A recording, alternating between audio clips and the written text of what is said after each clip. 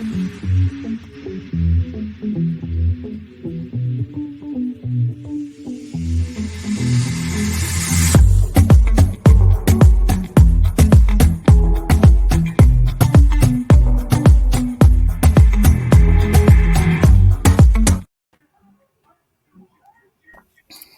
we're in the right order. I was like, I knew that was going to happen because of things and stuff and people and things. But hi, this is a fun bunch, isn't it? This is. I mean, I was very shocked coming into this room and seeing all this fabulousness that was going on. I was like, what? I'm so excited. We picked up Jack. They were on the island. Finally, we got Jack off that island. You left me for 3 months with Gabler. I know. That was your decision. That was not my decision. You sped off. You should have been faster. I'm sorry. I haven't ran since 8th grade. Same, bestie. Don't worry. It was Logan's idea, Jack. I just want to say. I'm throwing him under the bus. Now, Lana, he'll be left. Mm-hmm. Anyway, welcome to the Currently Unnamed Podcast, where we put the tea in reality. But you can always come to us first to quench your thirst. I'm Logan Murphy. I say something gay. Gay. Thank you. And we're drinking coffee. What else is new? Yeah, and I am Lana, your resident diva, here to give the tea, spill the tea, and drink the tea, because you know I love me some tea, period. And so, you know, if you have some tea, you know, do hit me up, period. And I'm actually drinking tea now in Milo's tea. Yeah, but I'm not drinking it out of this amazing mug that you are able to purchase yourself, the cup mug, right down there. The link down there. The link is down there for our merch link. We also have a cup hat if you ever want to wear hat, period. So check out the link for all the cup merch. Bam. Yes, hello everyone. It's me, Robyn. I'm back again for another Survivor season. I'm so excited.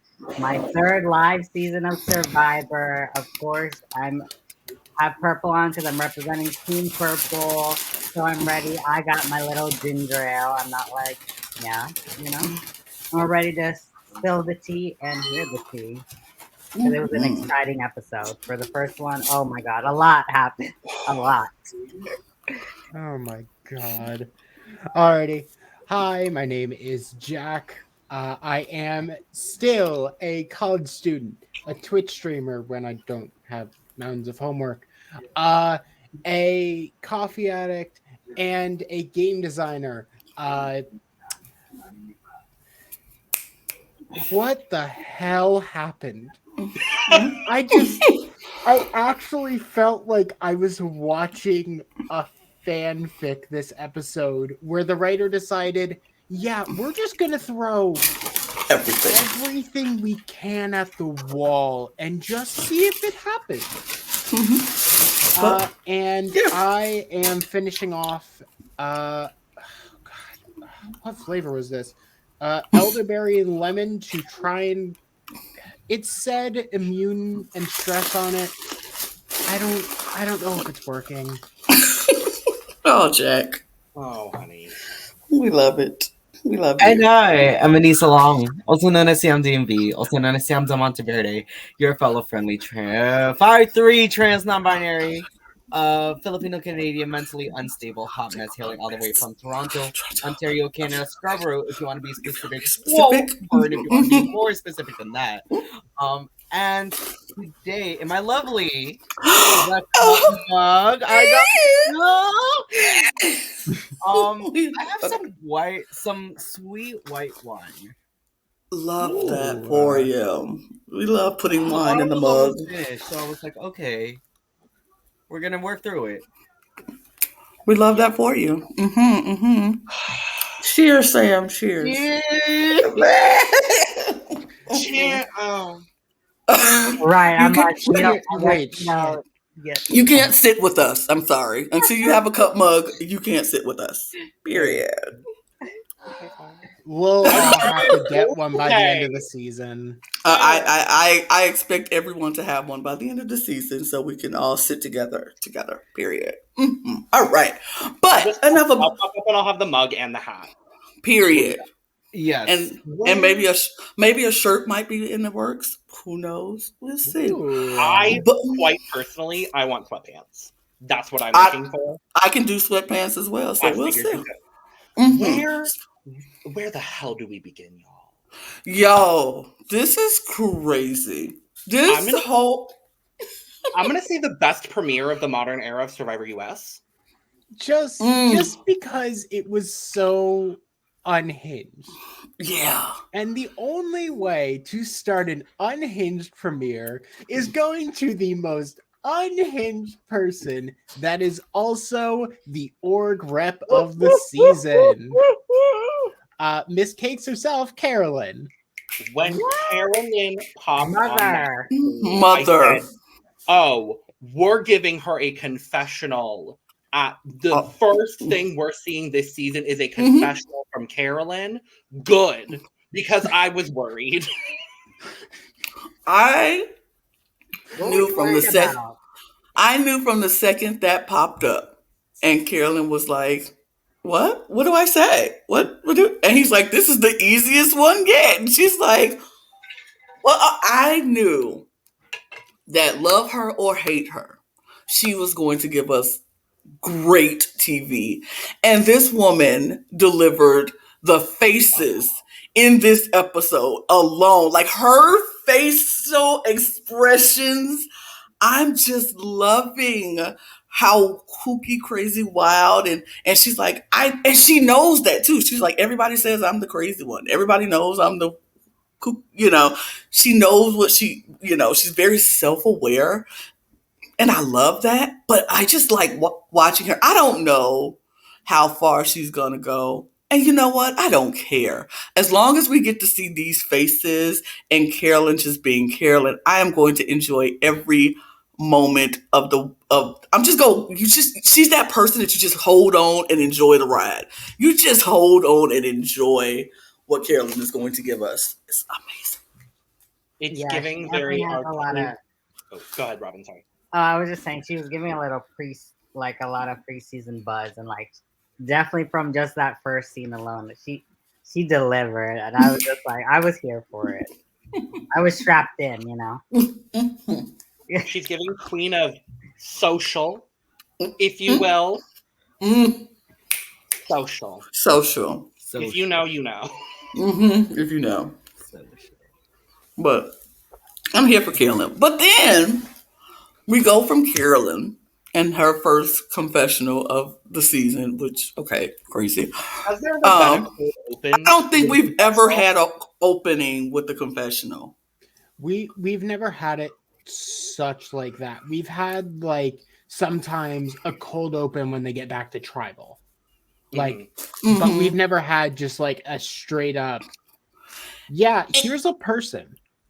And they're breaking the fourth wall with the producers talking. Like, we've never had that before. So I'm like, this woman has got to be the editor's dream. I believe, we've had it before, not to step on you, but at least we have it in a lighter, in more of a positive way.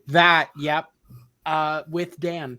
That's the only other moment I can think At the beginning? Like this though, like right out the gate. At the beginning, yes, this is the first time it's happened, and it's positive light. Then, producers have stepped in. Yeah, I remember hearing the producers before. I'm just saying, like right at the beginning, like opening shot. Right, this is what we're talking about. Right, that's like crazy. But anyway, so after we get that, then we go and we meet the tribes, and everybody's coming in on the boats. That's normal. Lovely, cinematic. Love it. They're coming in and we're getting, people's intros. Loving Jam Jam at this point. Jam Jam is my jam. Just Jam Jam is my jam, period. They're just so many good people. So many good people. But we get all these stories and the whys and they're coming in. And like I said, everybody seems like a really nice person, nice group of people. Nobody who I'm like, ugh, I already don't like this person. And that's very rare in Survivor. It's like usually we get that one person or two people we're like, oof, you ain't gonna be my favorite. I can already see it. But not that so far. Not for me anyway. I won't speak for everybody, but not for me. It's nobody who I'm like, nah. I would agree with you. But yeah, we start with this whole Jeff is introducing, blah, blah, blah, blah, blah. I just want to get right into this challenge because right away, the challenge, we have to go under things, go over things, grab puzzle pieces, take them back. That's the challenge, and we have to put this puzzle together. And then you have to throw you have to throw rings up to knock them off. No. Before that, you had to solve a puzzle first. I said the puzzle. Yeah. Oh wait, nope, I can't hear. Ignore me. I was like, do the puzzle. We do the puzzle, then we do the rings. Like, okay, why? But anyway, right out of the gate, and I don't know if this has ever happened before either, but right out of, not on US, because something similar has just happened on Survivor Australia. Yeah. About like this, but go check out our coverage. Period. There'll be a thing right here in the top right corner because I know how to do that now. Period. But right out the gate, Bruce, because you have to go in pairs and you have to go and run. Bruce is the first pair and he runs. Bruce is a big man, y'all. For those, I'm sure if you're watching this, you've watched Survivor, but you watch the episodes. But he's a big guy. He's a big dude, and he takes off running, full steam ahead, dives to go under this thing, and smacks his head on the pole. And instantly, you can tell he's rocked. He was like, boom, and then the blood just starts pouring down. It was so I was like, oh my God. They gave us a whole slow-mo shot of that too. It was gross. Not put padding or anything on those rails. Why was it so low to the ground? So low to the ground. I'm like, I mean, that low to the ground for you to climb through a mud pit. Like, hello? If you wanted one to be that low to make sure they fully got into the mud, sure, you literally had that. You had the one that basically forced them to submerge themselves in the mud. You did not need a just straight wooden log right there. It was kind of gross. Unfortunately, this is the thing though. Like, he hit his head. He was okay enough to be like, okay, you go ahead of me. And then he finished his Sarah with him, I think. Yeah, he sent Sarah. I think Sarah was through. Yeah, but honestly, at that point, I wasn't thinking of who was with him. I was more concerned with him. I never remember. I don't even remember who was with him. It was a woman. Definitely know it was a woman. Sarah. And just he was conscious enough to say, you go ahead. And he made his way through and finished his turn. But like, he was standing there and blood was gushing. Jeff was checking on him. I appreciate Jeff because last time we had little words with Jeff because he wasn't checking. I felt like he didn't check on people enough and seeing if they were actually okay. Carla. Carla. Yeah, we say that, and that's facts. But he was checking on Bruce. He was like, are you okay? Are you good? Bruce was like, yeah, I'm good. At this point, Bruce was just going off of adrenaline. I really believe it was just adrenaline that was holding him up. Because after a while, he started going down. And he went down. And he was just like, and Jeff stopped everything. It was like, stop. We go stop this point. We need to check on him, make sure he's okay. Which I appreciate because, again, Carla, we didn't do that. And I felt like we should have been checking on people a whole lot more. But he stopped it and checked on Bruce. And Bruce did not look good to me. I'm going to stop talking because I feel like I'm just rambling. But y'all go ahead and I agree. Bruce did not look good at all. But again, that adrenaline, he just wanted to get it done. I Yeah. mean, it was a direct smack where the brain is. Mm-hmm. Like, so my immediate thought is, oh, he's concussed. Absolutely. I was kind of Which surprised. Go Yeah, ahead. we've seen it before. We've seen a couple examples, and they weren't nearly as bad because they were more like side of the head situation. And looking specifically, like we talked about the example that just happened on Australian Survivor, it was more on the side of the head when it came to Jackie, and it was like it was front of the forehead when it came to George, but it wasn't like smack dab in the middle right here.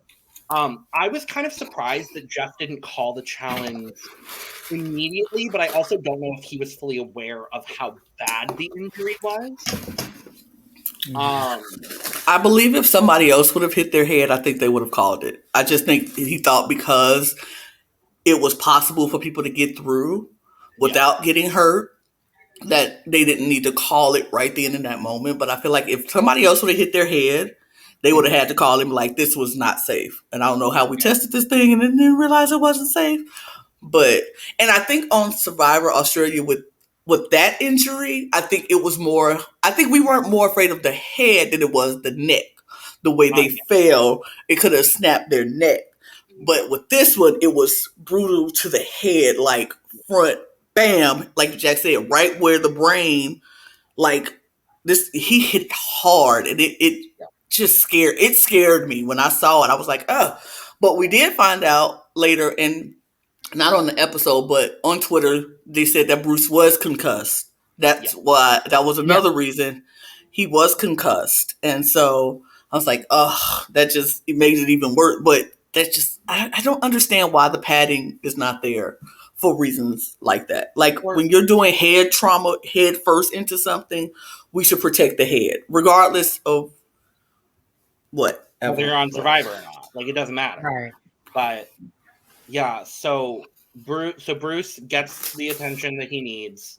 We resume the challenge, and Tika's kind of behind. They're not like they're in third. I think which one is Ratu and which one is Soka? I don't remember. Ratu is orange. Ratu is orange. Soka's green. So it was Soka was in the lead, and then Ratu, and then Tika, and then we get to the puzzle portion, and Carson and Jam Jam just slay the puzzle. Slayed. Daddy. And I'm like, great, love it, wonderful. And then we get to the rings. Wait, stop. Hold on. Pause. Did you just say Carson, Daddy? I know, I did, and I realized that boy is younger. But you know what? He is younger than all five of us, Robyn. You have several other choices that you could choose. I forgot he's fucking younger than me. He's 20 years old, correct? We know my Yep. child. Yes. Robyn, my love, you're very aware of your That type. is why I was like, did you say Carson, Daddy? Because I do know your type, but I'm like, that's Lana's winner pick right there. How dare you? Nerdy, and he's nerdy. Well, I love a smart guy. Other things, probably. Anyway, I did pick him as my winner pick. I did. I did. I love you, Robyn. You got my winner pick, but yeah. We'll talk about that at the end. I actually want to get one from each one of the three of you. But yeah, so Tika finishes the puzzle, and then it's time for the rings. And Carolyn is up first. And at this point, I was like, why did they pick Carolyn? And then I realized it was three different people that had to do one each. But I was like, for the love of God, why are we letting Carolyn do it? Let her go like second or last. Yeah, she goes, and she's doing the best she can, and it's not enough, but she's doing the best that she can. Girl even takes off her pants. She got the ring up there. She got the ring up there, and then knocked it back down.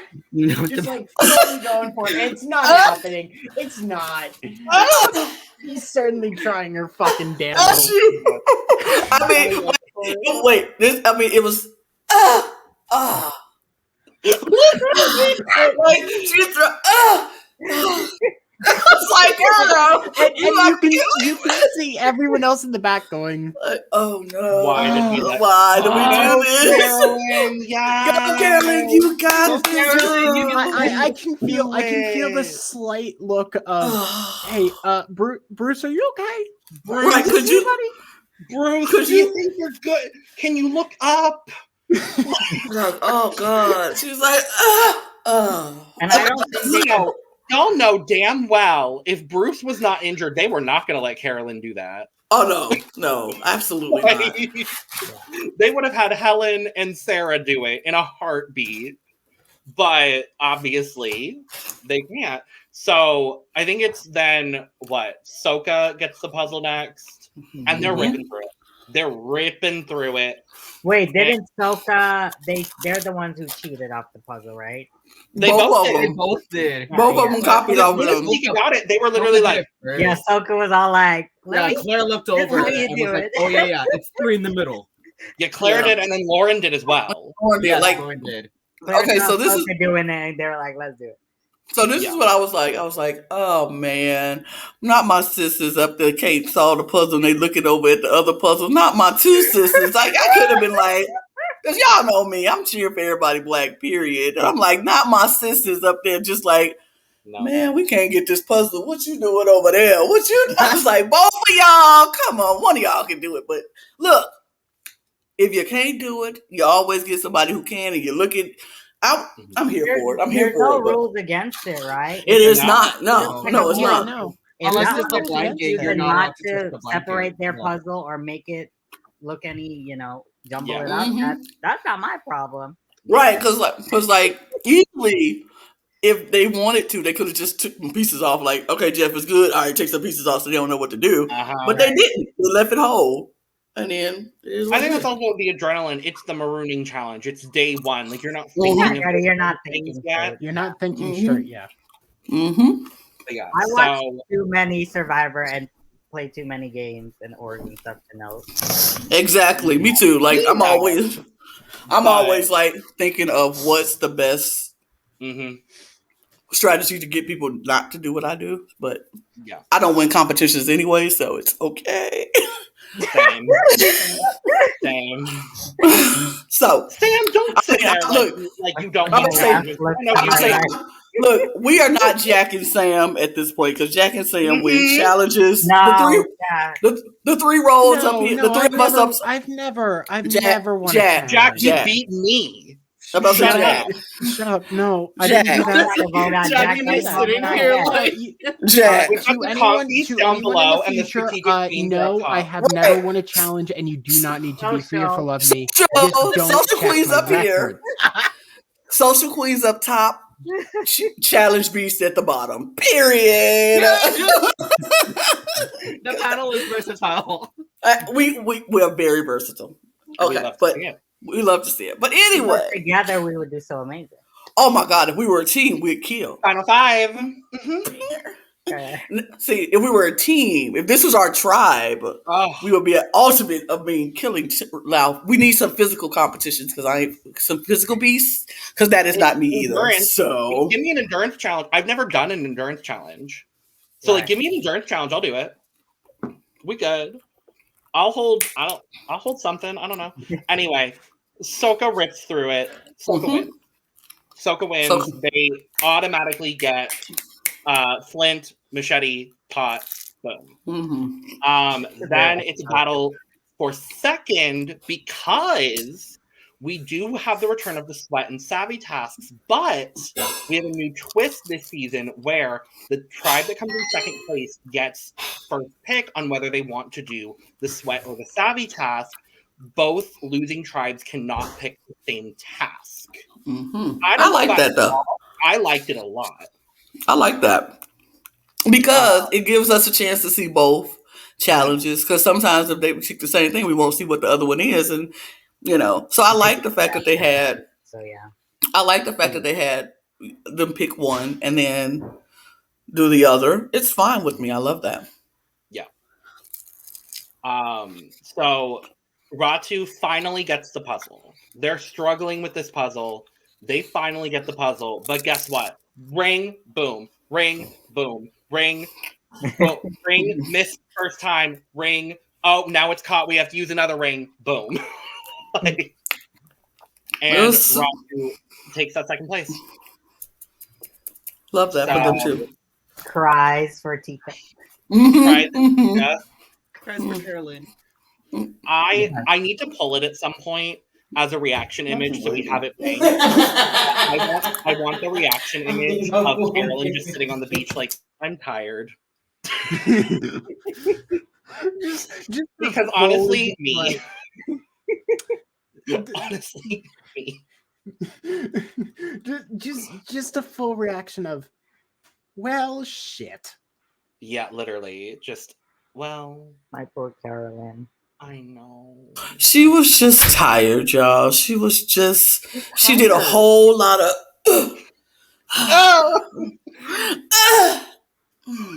She was tired, y'all. And she sat out, and I was like, that is so me, and that is such a move, because if I had to do anything physical like that, I'd be like, whew, I'm tired, y'all. I'm tired. So I feel you, Carolyn. I'm with you.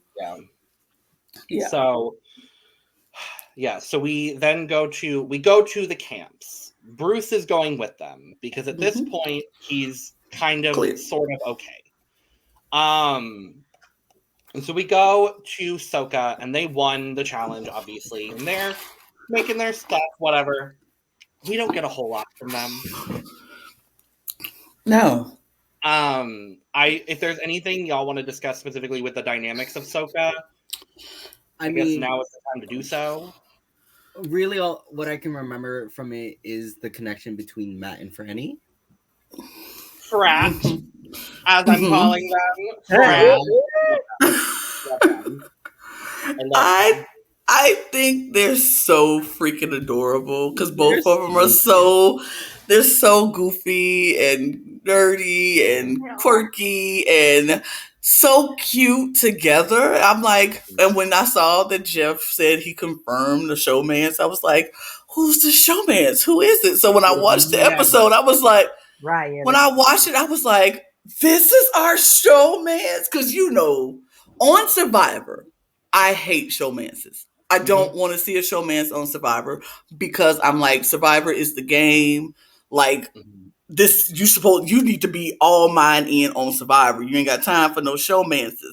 And I know showmances happen, but I hate them all. Any showmance that happened on Survivor, I don't like. Even Boston Rob and Amber, I ain't like it. I'm glad they got married and they worked through it and it was great, but I ain't like it because I don't watch Survivor for showmances. I'd rather watch Big Brother and the showmance happen. And it's like, oh, okay, that's cute. You living in this house for all this time. That just tends to happen. On an island, I don't feel sexy and when I'm dirty. I don't feel cute when I got bugs crawling all over me. And so I'm not trying to be all flirty and cuddled up under no, you stink, I stink. I don't want us to stink. No, I don't want to do that. You don't brush your teeth. You funky, we funky. I don't think showmance on Survivor. You know that confessional from Michaela Bradshaw. You stink. You have sand in your jaws, whatever, and you're kissing somebody. Right? No, that's gross. Like I don't. No. I hate showmances on Survivor for that very reason. Because I'm like, I'm just seeing you look funky, and I look funky, and we go all be funky together, kissing on each other. No, thank you. Don't feel sexy. So I'm not a fan of Survivor showmances, but I think they're cute. I think these two are just adorable. They're just too darn adorable for me not to like them. Would I prefer them not do a showmance? Sure, but come on, they're so cute. They're so stinking cute, and and because Matt just said. He said he just came out of a breakup. He was still trying to deal with the loss of the breakup, blah, blah, blah. I'm like, let this boy be happy. He didn't had a breakup. Maybe this rebound will be something that'll be long lasting. It'll be great. But they're just too stinking adorable for me not to like them. I think it also helps because they're not the typical kind of personalities we see in Survivor showmances. Right. Okay, go ahead. It's normally the classic like high school. Oh, you got the big jock and the popular girl. No, we got the two nerds of the tribe. Just just really vibing with each other, and I'm like, Of anyone Please. on that tribe that I would have thought of like would get in a showmance, I thought it would have been like Claire and Danny. I was thinking of that too. Yeah. Like, those are Except Danny and Mary, but yeah. I was gonna say not necessarily together, and I know Danny's married, but like those are the kinds of personalities and like archetypes that you would think maybe would. I love frat as I love them. frats. I'm not mad at this at all. I'm like, I think they're so darn stinking freaking cute. Like you said, we're used to seeing the popular guy and the popular girl end up getting together, and then everybody's like, oh, this is a power couple. Mhm. I don't think people are going to see them as a power couple, which would be their fault if they don't. Yeah. But I mean, I don't know how much because power they're gonna have initially. We'll talk about it. But I will say what I do love about the dynamics on this tribe as well is the relationship between Franny and Claire. Yeah. yes. I love that duo. I knew I would love Claire. I knew I would. She is delivering the drama, the intrigue, the gameplay, the personality, all of it. I'm loving. She's one of us as well. Yes. So is Franny. And she's from Brooklyn. There's 6 of us. There are 6 of us. Yes. There are 6 of us. Maybe on 7, this but I'm season. gonna keep that opinion to myself. 6 confirmed, 7 maybe. Yes. Yeah, because it's Franny, Claire, Jam Jam, Josh, Carolyn, and Matthew. Yeah. Robyn, I need to know who this 7th is. You need to Oh, on here. is it I Chrissy? don't want to assume people's sexuality, nor assume someone's a certain sexuality. Valid. You know, I'll give you a look, put it in the chat so we can. Oh my Yeah. god! This is Just so we won't say it out loud. We Private just want to chat, know who not you're the thinking. comments, Robyn. Private Not chat. the comments, Robyn, please, for the love of God. Yeah. Oh, okay. Yeah. Of course. Of Yeah. course. No, Yeah. if you don't see it, I'm not Yeah. blind. Yeah. Valid. We're good. Am I Y'all on will Valid. never know. Y'all will never know what we're talking about, but I agree. I That agree. would be. But I will Anyway. not assume until someone. Exactly. Right. No, I do want to Confirm. talk about. I was going to talk about that for a I second will because still like be flirting in their DMs. that part. Her. The fact that we have an entire tribe's worth of queer people on this season. We talked about it in the cast assessment. Like, that's so fucking cool. Yeah. Like, that's why it kind of gagged me a little bit when Franny got in a showmance with Matt. I was like, I mean, do you, girl? But I was like,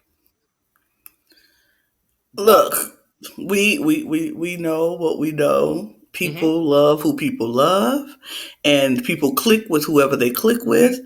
And sometimes it's not what you expect, and sometimes it's not who you expect. It's like, this is not usually my type, or this is not the person I usually go for. But then you find that person, and it's just like, this works. So, and that's a message from our resident cis person, Lana going. I Only mean, one today. Literally the only one today. it is what it is. I like what I like. We love you dearly. Let's dive into this Sweat and Savvy situation. So Ratu gets to pick Sweat or Savvy. They are made aware of the fact that the Sweat task is dragging this net back and forth and collecting coconuts, and you have 4 hours to do it. And they're made aware that the Savvy task is a brain teaser, and they only have 15 minutes, and they are not aware of specifically what the brain teaser is. So with all of that being said, I honestly did think it was kind of the smarter play to go for the Sweat task, because that brain teaser could have been literally anything, as we've seen from prior seasons. I also would have liked, I would have said a 4-hour time limit. That feels a little bit more manageable. 15 minutes feels like a big time crunch. And if no one on their tribe really felt comfortable with brain teasers, then, go with the task as opposed to the task you don't. That's at least my perspective. I don't know what y'all think about it. I agree with that. I would have done the same. I would have not been I wouldn't have comfortable with volunteered to do it. I wouldn't have volunteered to do it. Yeah, no. I wouldn't volunteer to do any like sweat. No, thank you. But I understand why they chose what they chose because nobody felt comfortable. Nobody was like, I feel comfortable enough to do a brand teaser. Everybody kind of was like, nah, not sure. Yeah, like so when we saw Ratu with the first choice, they were like, oh yeah, easily sweat. If we can't finish a puzzle on our own, we probably might finish a brain teaser, Yeah. And that makes sense to me. Yeah. I would probably, and I was like, not mad at the choice, but seeing what the brain teaser was after when Tika got it, I was like, that's still not as bad, but for me, okay, I'm only speaking for me. For me, with my blind self, trying to look over and count a moving target, I would have been like, we're done. This 15 minutes will fly by and I can't count that. So I understand. And I wouldn't have volunteered to do the brain teaser either. Cause I'm like, y'all don't want that.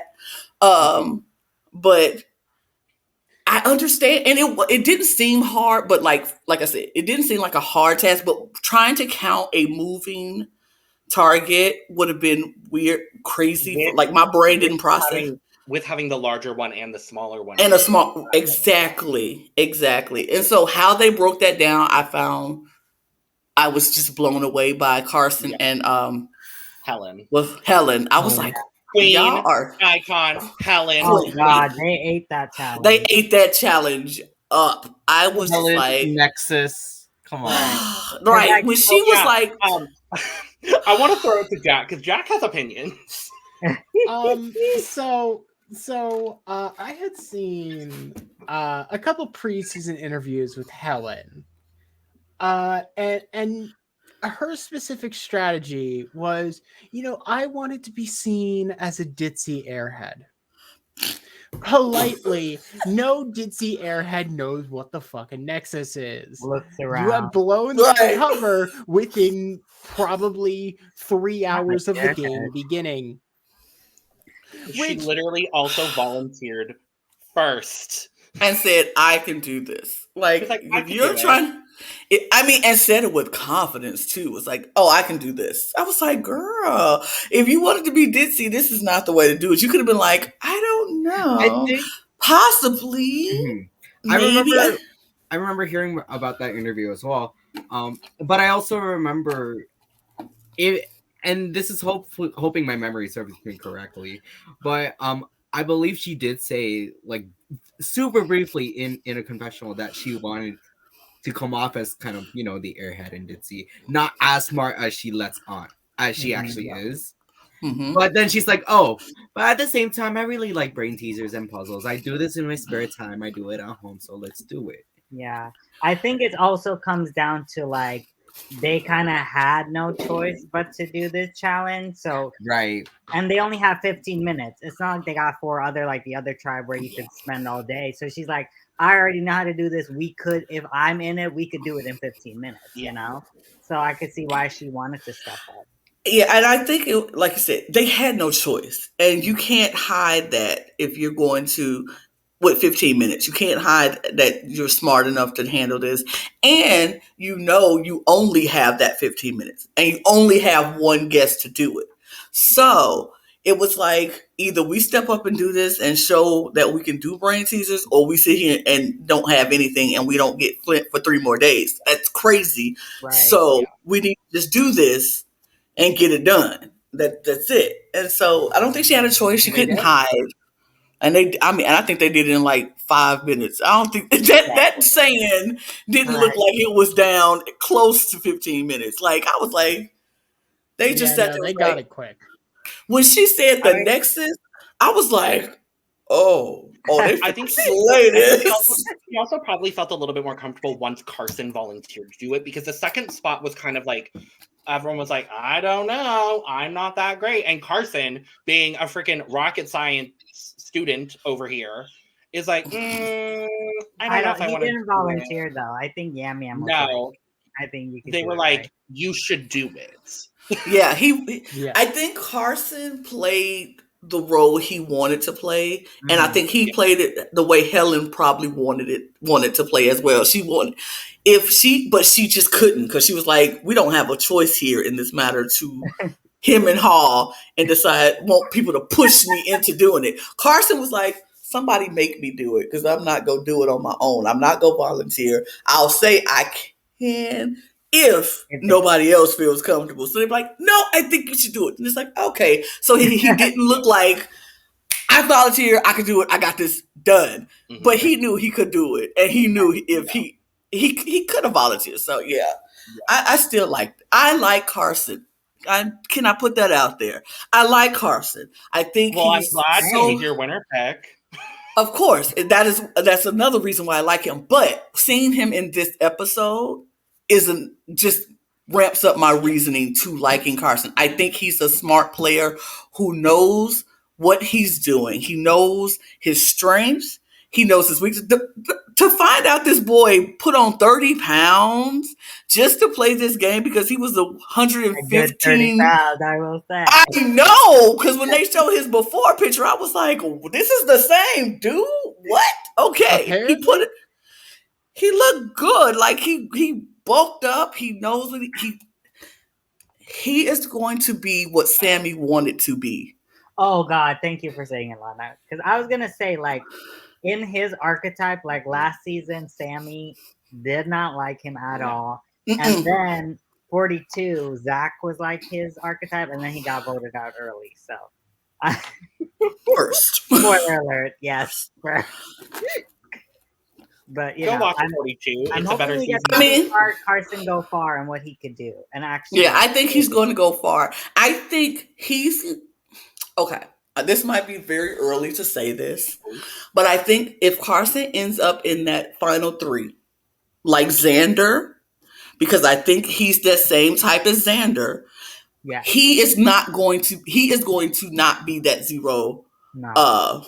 He's not going to be a 0 vote finalist like Xander. Yeah. I think Carson will have played it. Now, this is just making sure that this is if his social game can add up to his strategic game. I think he got his strategic game on a good place, but if his social game sucks, then all this talk we talking about him is out of the water. He's gone very early. But if his social game is on par with his strategic game, I can see him going very, very far in this game. Well, and we do see very early, after the Savvy task is done, and we get kind of the dynamics of this Tika tribe prior to, we'll talk about very, very shortly, what happens. Or no, that actually happens after.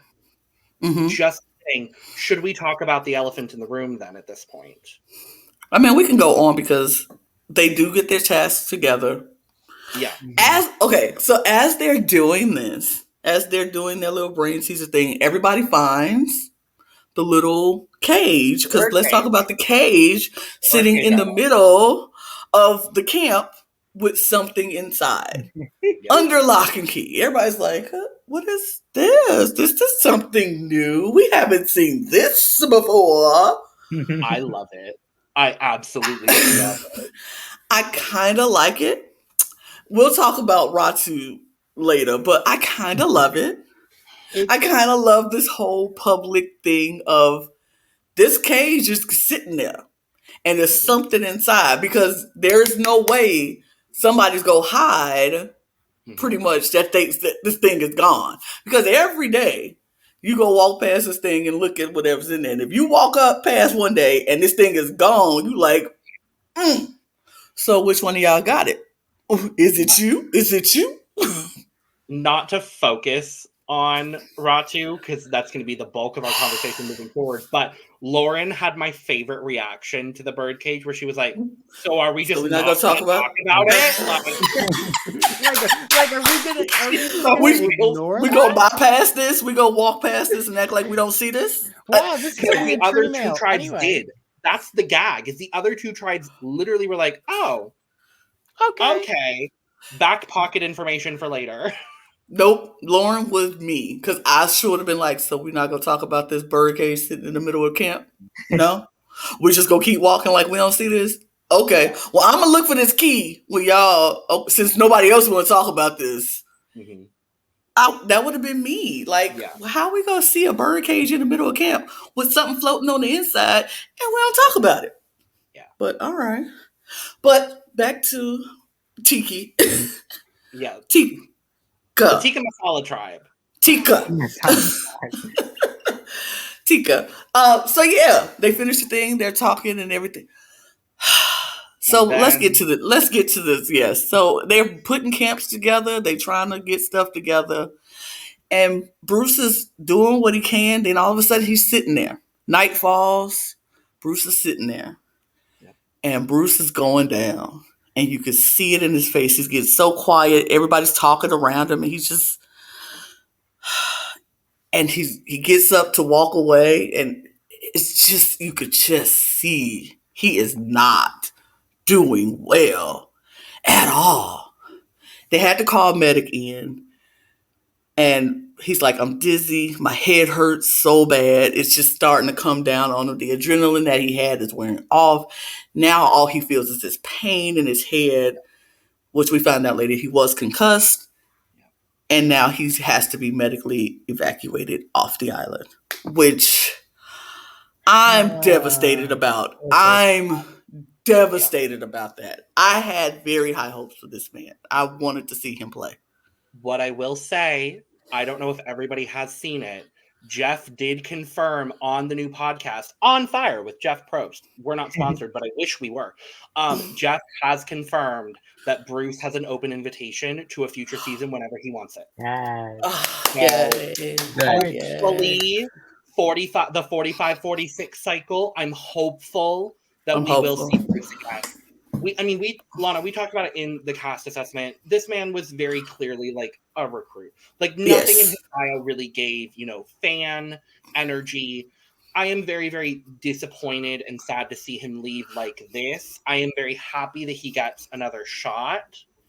But I'm also, and I'm completely separate from Bruce. I'm also like, so where's the second shot for all the other people that were medevac like day 1, day 2 throughout this whole... the new era? Who was medevac day Jackson. 1? Jackson was medevac day Jackson 3. has there's a whole situation with that, and I do understand that. Mm-hmm. I just wish I think it was also given another shot. That's just where I'm at. I understand it. I think it's the situations behind the medevac. Bruce was evacuated strictly because he had a concussion. He hit his head in a challenge on the show. Yeah. Jackson was medevac or eliminated for a whole other reason of what was going on and situations that they brought on themselves. So I understand why the difference of, why people were invited back and who wasn't. But I do understand. I would love to see Jackson come back and play again. Honestly, I would love, but I need Jackson to get Jackson together so Jackson can come back physically well and be able to handle the situation of Survivor. That wasn't Bruce's problem. He was physically ready to handle Survivor, but I just, so I understand your reasoning, and I would love to see Jackson come back as well, but I'm glad Bruce hasn't. I also want more trans representation on the show. Exactly. I agree. I totally agree. Yes. So let's get some trans people who are physically ready for Survivor, has no other issues going on. Looking at someone in this podcast, maybe. That is not I had the Fox. That is not Robyn is like just me. Like Jackson, I am looking at several people in this podcast. Ready, so it's definitely not me. Not even in physical position. But look. I think I have a couple pounds to shred. I can do it. Transition-wise, there's just a whole lot I would have to do before I go on, Survivor stuff. But I could do like a 2-day game or something, No, totally. Yeah. Those 1-day live games. Look, I was ready for them. I I was ready for Robyn and Sam to be like, even if I was in peak physical condition, no way would I do Survivor. That's what I was waiting on. But I'd no, love no. to do it, but Yeah. Yeah. So Okay. with the departure of Bruce, that does kind of open the Tika dynamics as we see on the next day, where we see this 3-person alliance forming between Carson, Helen, and Sarah. Which is unfortunate because it leaves Jam and Carolyn on the outs, and I don't want my any. 2 favorite people on the tribe. The whole tribe, genuinely, the whole tribe. I'm like, y'all could stick around for a while. Right. Like, I just need them to just keep winning immunities, please. It's funny too because we don't even see like Jam and Carolyn talk game with each other. No, not even. And so I guess this kind of transitions over to Carolyn being Carolyn and being like, why won't anyone talk to me? And then the immediate turn back of maybe not asking why people won't talk to you will get people to talk to you.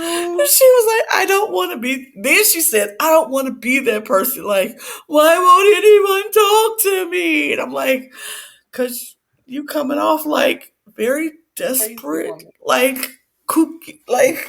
But I love her. Then she goes to Helen.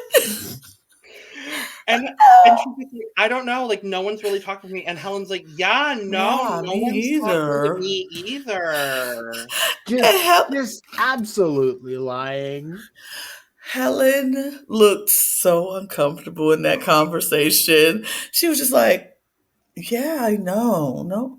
No one's looking around like, someone please save me from this conversation. That's the bad part about this whole thing, because I understand why Helen is like that and like, but I love Carolyn for the TV and the entertainment so much that I don't want her to go anytime soon. But it's like, it's a double-edged sword. Like it stinks because Carolyn has an edit right now that is very much, oh yeah, she's gonna be a jokey person and is gonna be really fun to watch, and then she will be eliminated at some random point. But granted, Gabler had kind of similar edit last season. Which now is like opening the door to, oh, okay, are we getting like a strategic initiative storyline, or are we getting, no, she's gonna social her way into a win by being Carolyn. Social. But I don't know.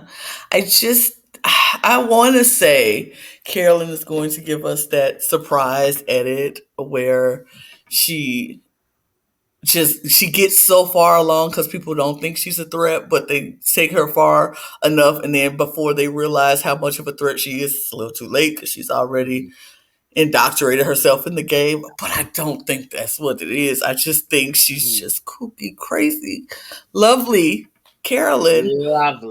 Lovely. But I think that the next 2 episodes, we might see Carolyn be up out of here. And if she's not, and I eat my words, then so be it. But right now, my edit is in my heart. Like in the next 2 episodes, if they lose, or if the first time they lose, she's out of here. I don't think they're going to keep her around. Because number one, she's not adding a whole lot to the team, as we saw with the ring toss. Like if they would have lost that and that was a immunity challenge, she would have been gone. She would have been gone. Unfortunately. So I just feel like she is one of those people in the next 2 episodes. If they lose, or the second they lose, she's out. Right. Which is really unfortunate. Unfortunate for us as the viewers. I don't know. I certainly have high hopes for Miss Carolyn. She's from our community. She really knows the game. I think she's very aware of the things that are going on. She knows she's kind of on the bottom. But she's also one of the older ones on her tribe, and that's always an ostracizing part of the game. And I could see her being like a Tiffany, like a Heather, My going mind to immediately Clark, went to right? Tiffany Robyn. My So mind went immediately. I'm just holding on hope that they just keep winning in the Yes. community. Mhm. Because really, the only person I do want to see go on this tribe, just because, I don't know, out of everyone else, I'm vibing with them. Sarah, I would. But I am. I love her, but I'm just saying if somebody had to go, but I don't want any of them to go, so they should win immunity constantly. Yeah. Also, I hear you. so do you know? Until I Merc. kind of want to highlight something as well. This is totally unrelated to what we're talking about right now, because I think we forgot to mention about some of the fire making as well. I just want to acknowledge the fact we got Jam, we got Heidi, and I don't remember who did it first. Matthew, I believe. Matthew. It was either Matthew or Claire, yeah. It was Matthew, I think. Matthew, which Matthew. kind of ties into. I was going to shift back to the Ratu because there's a lot of Ratu stuff. The Heidi of it all. First of all, Heidi. I want to give my props to Heidi because Love Heidi it. was like, I absolutely do appreciate a woman who's like, she's like, look, I'm a problem solver. This is what I do. That's who I am. Period. And if I see a problem and nobody else wants to solve it, I'm going to solve it. And I think that could come off. Uh-oh. Oh, no. Lana, no. Guys. No. Well, okay. I'm gonna. We'll never know how it comes off. I feel like I can see where Lana's going though, where it could come off a bit like arrogant or cocky in a way. A little, yeah. Oh, just a little. But when women are confident, they're seen that way, right? Especially Yeah. women of color. Especially women of color. Well, that's what she said too. When people see me, this is what they see about me. You know what I mean? Yeah. Exactly. Yeah. And So- I'm glad she started the fire. I'm just nervous because, like, we seen the scene. I'm like, is something with fire gonna come up with her later on? Is she gonna get eliminated because she knows how to make fire? Like, I'm trying to put the pieces together because I know last season that's what happened to Sammy. They're like, well, he's good at fire, so that was one of the things that put it over the edge and voted out. And we know confirmed going into this season as well that the final four is fire making. We know that for sure, as it has been the last 4 seasons. So Unfortunately, yeah. So let's shift back to this Ratu situation because they do the sweat task. Matthew and Brandon, I ain't gonna lie, I enjoyed watching every single moment of that. They finished the task with maybe a minute to spare. Oh, If Lord. that, they do it though. They figure it out. Then we get to the birdcage situation with Ratu specifically. We kind of touched on Lauren earlier, where she was like, "Are we not going to talk about this?" And Brandon decides he's going to do a little bit of looking, but a couple other people are as well. But Brandon's like, I'm going to go try to find. Were they all looking as pairs? No. Yeah. So the entire tribe was like, "Oh yeah, we're gonna split off into groups." Yeah. So we can cover more ground. But it was really because they I think Matthew said it that I'm gonna implement the classic Survivor strategy of you not being able to find anything when you're in a group. Yeah. Mm-hmm. Of course, that doesn't happen. Completely on his own, without being prompted by the producer, obviously, Brandon finds the key to the birdcage. And he's with Maddie, and he's like, what do I do? Mm-hmm. So he tells Maddie. He fakes another location. The entire time, Maddie fully sees him get it. Yeah. Do you think that she saw? Do you think she said it in confessional? She was like, "Is she?"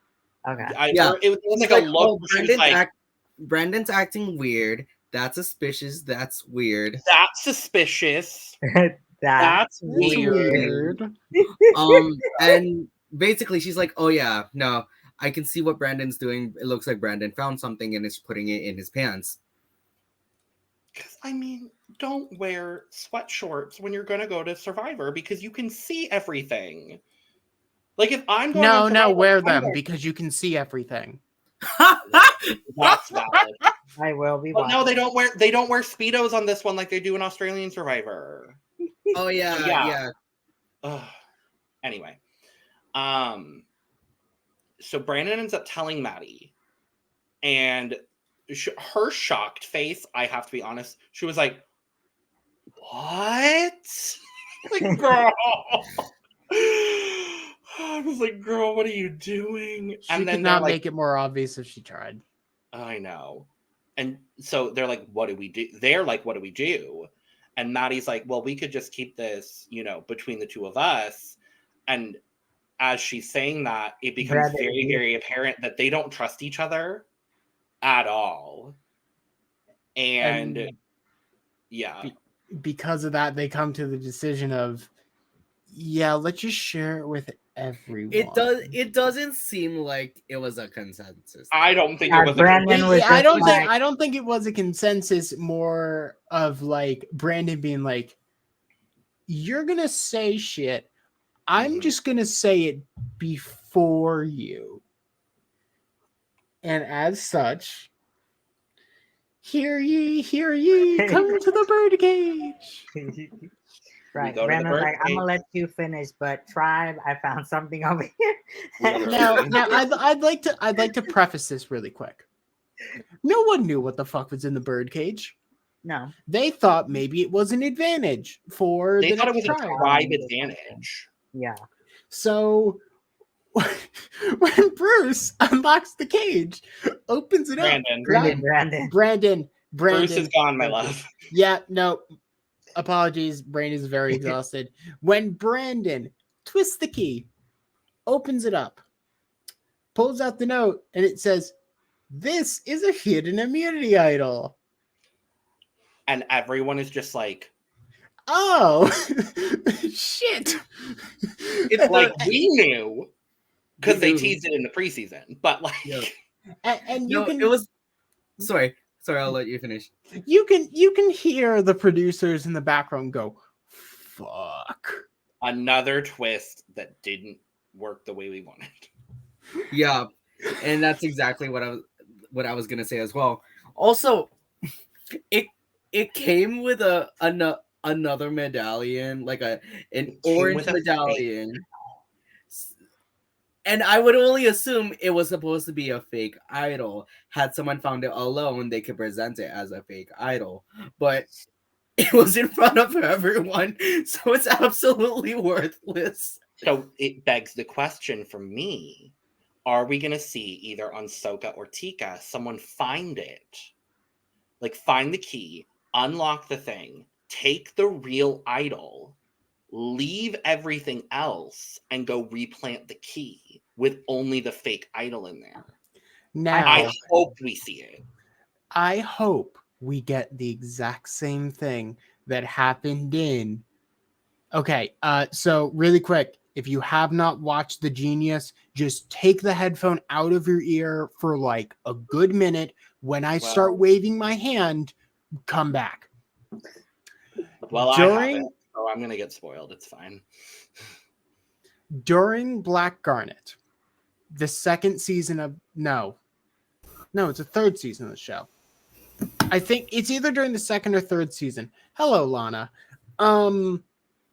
There is basically a hidden immunity idol that the players have to suss out. And with that immunity idol is the exact same thing that's presented here. And it goes exactly like you'd expect. Where someone reveals the fake idol, tries to hand it in, and then the person with the real idol stands up and is like, no. Good try, but no. And I want to see it happen. Spoiler break is over. Go watch The Genius. I think I would love to see that happen. I just know there's been a lot of flip-flop twists, as we've been talking about. Like Unwatched it already flopped, so I'm just hoping that it goes the way they want because they have like a good idea, but they don't. Mhm. They've seen the last few seasons. Everybody got a big ass mouth. Everybody just tells what advantages they got if they found something. So yeah, they're ruining it for themselves, honestly. Yep. I feel like at this point it's a question. It's a couple questions. One, what if they find it themselves and whatever. On Soka and Tika, are they gonna tell anyone? For one thing, and second, and I think the more important question, if they do intend on doing that, will they be stealthy and quick enough to do so? Because I can imagine that being, somewhat of a good like 3 minutes, let's say, to kind of put everything back, except you just have the real idol for yourself. Yeah. Lana, thoughts on the Ratu birdcage situation? I was very laughing at the fact that Maddie was like, "We should save this for ourselves. We should just not tell anybody, and we should just keep it to ourselves." And Brandon, that's his name, right? Brandon, yeah. Brandon was like, "Hey, everybody, I found it!" It's like, because I've just found that very comical to me that he was just like, yeah, no, because if you're trying to sneak something that we're all looking for right now, everybody's looking, and then you're talking about we should keep it for ourselves, that's giving me a red flag that you can't be trusted, because if you would have found it, you would have kept it to yourself. Now, keeping it to yourself probably was a good idea with this situation because it's a human immunity idol. But at the time, they didn't know what was in that cage. So I understood why he said, yo, everybody, I found it, because they were looking for it as a tribe. And if one person finds it and then they find out you found it and don't say anything, now you're target number one. But now you can say, hey, I was being honest. I was being truthful, trying to figure out this could help all of us. If I found it and I said, hey, I found it, I could have just hid it, but I did it. Now, Maddie would have called him anyway because she saw him stuff it in his pocket. But that's neither here nor there because he ain't know that. They ain't know that. But I get why he did that. Was it a flop? Sure, because it could have hit it. It could have been like they had a fake idol in there along with the real idol. Like Jack said, it would have been great for somebody to come out and be like, you and this fake idol. And then they'd be like, that's fake. Here's the real one. And now you can't vote me out. Got it, yeah. I think I hope the other tribes could do something better. Maybe somebody be a little bit more sneaky. Because I tell you, if Lauren would have found that, she wasn't telling nobody. We can guarantee she would have said nothing to nobody. Perhaps. Huh? Carolyn perhaps finding it. Perhaps. It'd be interesting. Perhaps. But I'm just saying, Lauren wouldn't have told nobody if she would have found it. Yeah. But I think I just found it funny that Maddie was like, we should save it for ourselves. You keep it. And he was like, hey, yo, I found it. Because, I found it. Found it, y'all. And she's like, all right, he doesn't want to work with me. True. No. Correct. No, he doesn't. He does not. Congrats on your one right read of that entire situation. He does not want to work with you because you looked very untrustworthy to him, wanting to hide it when the whole tribe was looking for it. I get it. Like I said, that whole situation, I get it. I understand why it played out the way it played out. I understand why Brandon didn't trust Maddie. I understand why Maddie didn't trust Brandon. I get that whole situation because I think I would have been in that same boat I would have been on the side of Brandon because I'm like, we're looking for it as a tribe. It doesn't make sense for me to hide something that everybody's looking for. Now, if it was just me searching for myself, then yeah, I'm going to be like, found it. But yeah, that's my thought. And to finish my thought about Heidi, I love her. I think she's a strong boss woman. And I find the fact that she was just like, I got to solve this problem myself. and she made that fire and picked it up with her hand and put it in the. Oh no. So Lana just needs to not talk about Talk about Heidi. It's fine. Talking about Heidi. There's something about Heidi that just breaks her computer. Iconic, legendary behavior, just like Lana herself. Anyway, we will move to the Matthew of it all. So we get his whole backstory.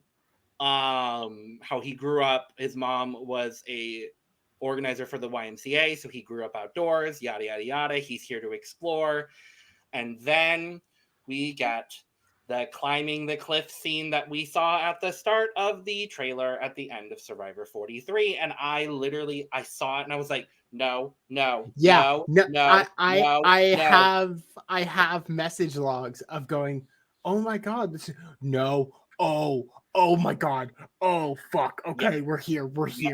I didn't think it was gonna happen episode 1. Yeah, I didn't think so either. I didn't think it was episode. So he's climbing a rock, and it's Lauren and who watching him? There's someone else.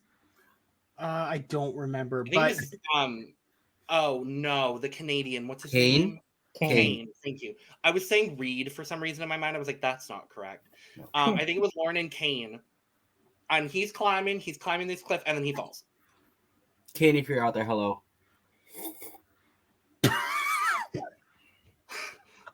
My love, I love you so much. That's a choice. No shade to Kane. I think they're just saying that because they're a fellow Canadian. Yes.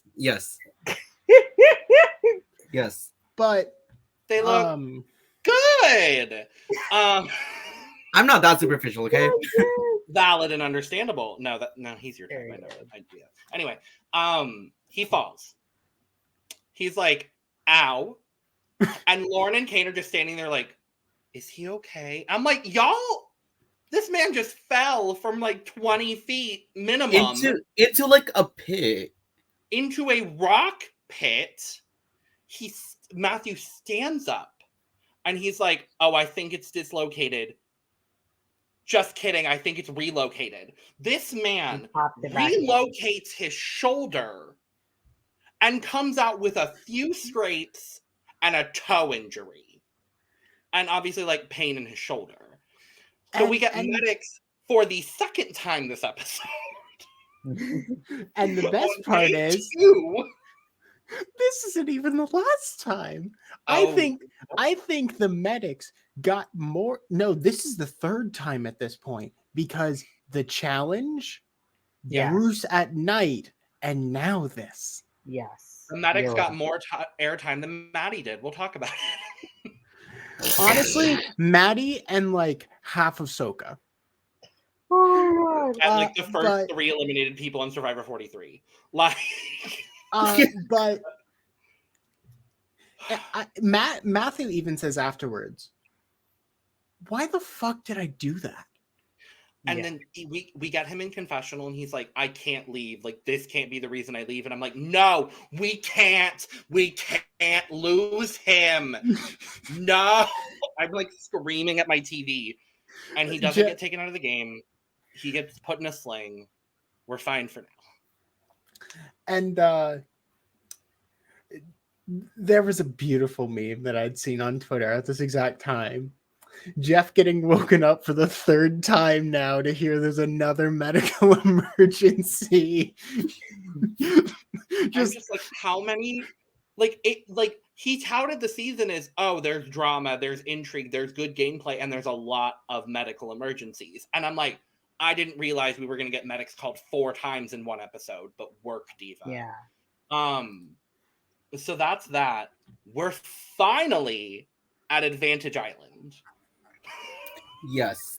Oh, we still have that journey. Oh god, this is a long ass episode. I didn't realize how long it was. It's a 2-hour and our episode is going to be 2 hours. We're going to speed through it though, really, really quickly. So, Advantage Island, boat comes on day 2. Someone's got to get in the boat and go, and they'll come back. So everyone draws straws. Someone did jump up. No, Carolyn. Everyone drew straws. because Carolyn wanted to. Yeah, And she I was think like, they I'll wanted- go. Yeah, but And so then I did think- everyone else on the tribe. They wanted to go too. Yeah. So they were like drawing straws. So it ends up being Sarah for Tika, Lauren for Rachu, and Matt for Soka. I do want to say, I think it was Sarah who the tribe that drew rocks instead of straws. No, that was Lauren. That was That Lauren. That was Lauren. Because Lauren in confessional then later is like, oh, I knew it. I was the one that picked out the rocks. I knew which Giving me one was Shangela the rock. teas. She rigged it for herself. It's Right. giving full Shangela, and I loved every moment of it. But I I planned. wanted reggae. Yeah. I wanted give me I want country girl. It was reggae. I love reggae.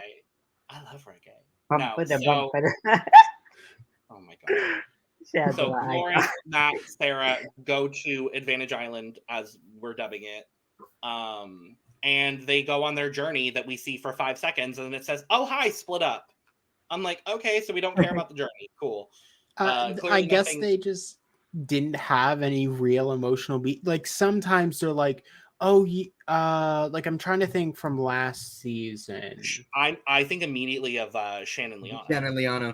That's the one that I immediately went to. Shannon Liana, immediately going like having this one-on-one experience. Yeah, no, that just didn't happen. They obviously didn't do shit besides like just talk, and it apparently was not deep enough. So we go, they split off, and we get this new sort of Advantage Island situation. So we have a container, a bag secured to the table. You can't pick up the bag. This bag is not able to be picked up For some reason. for some reason.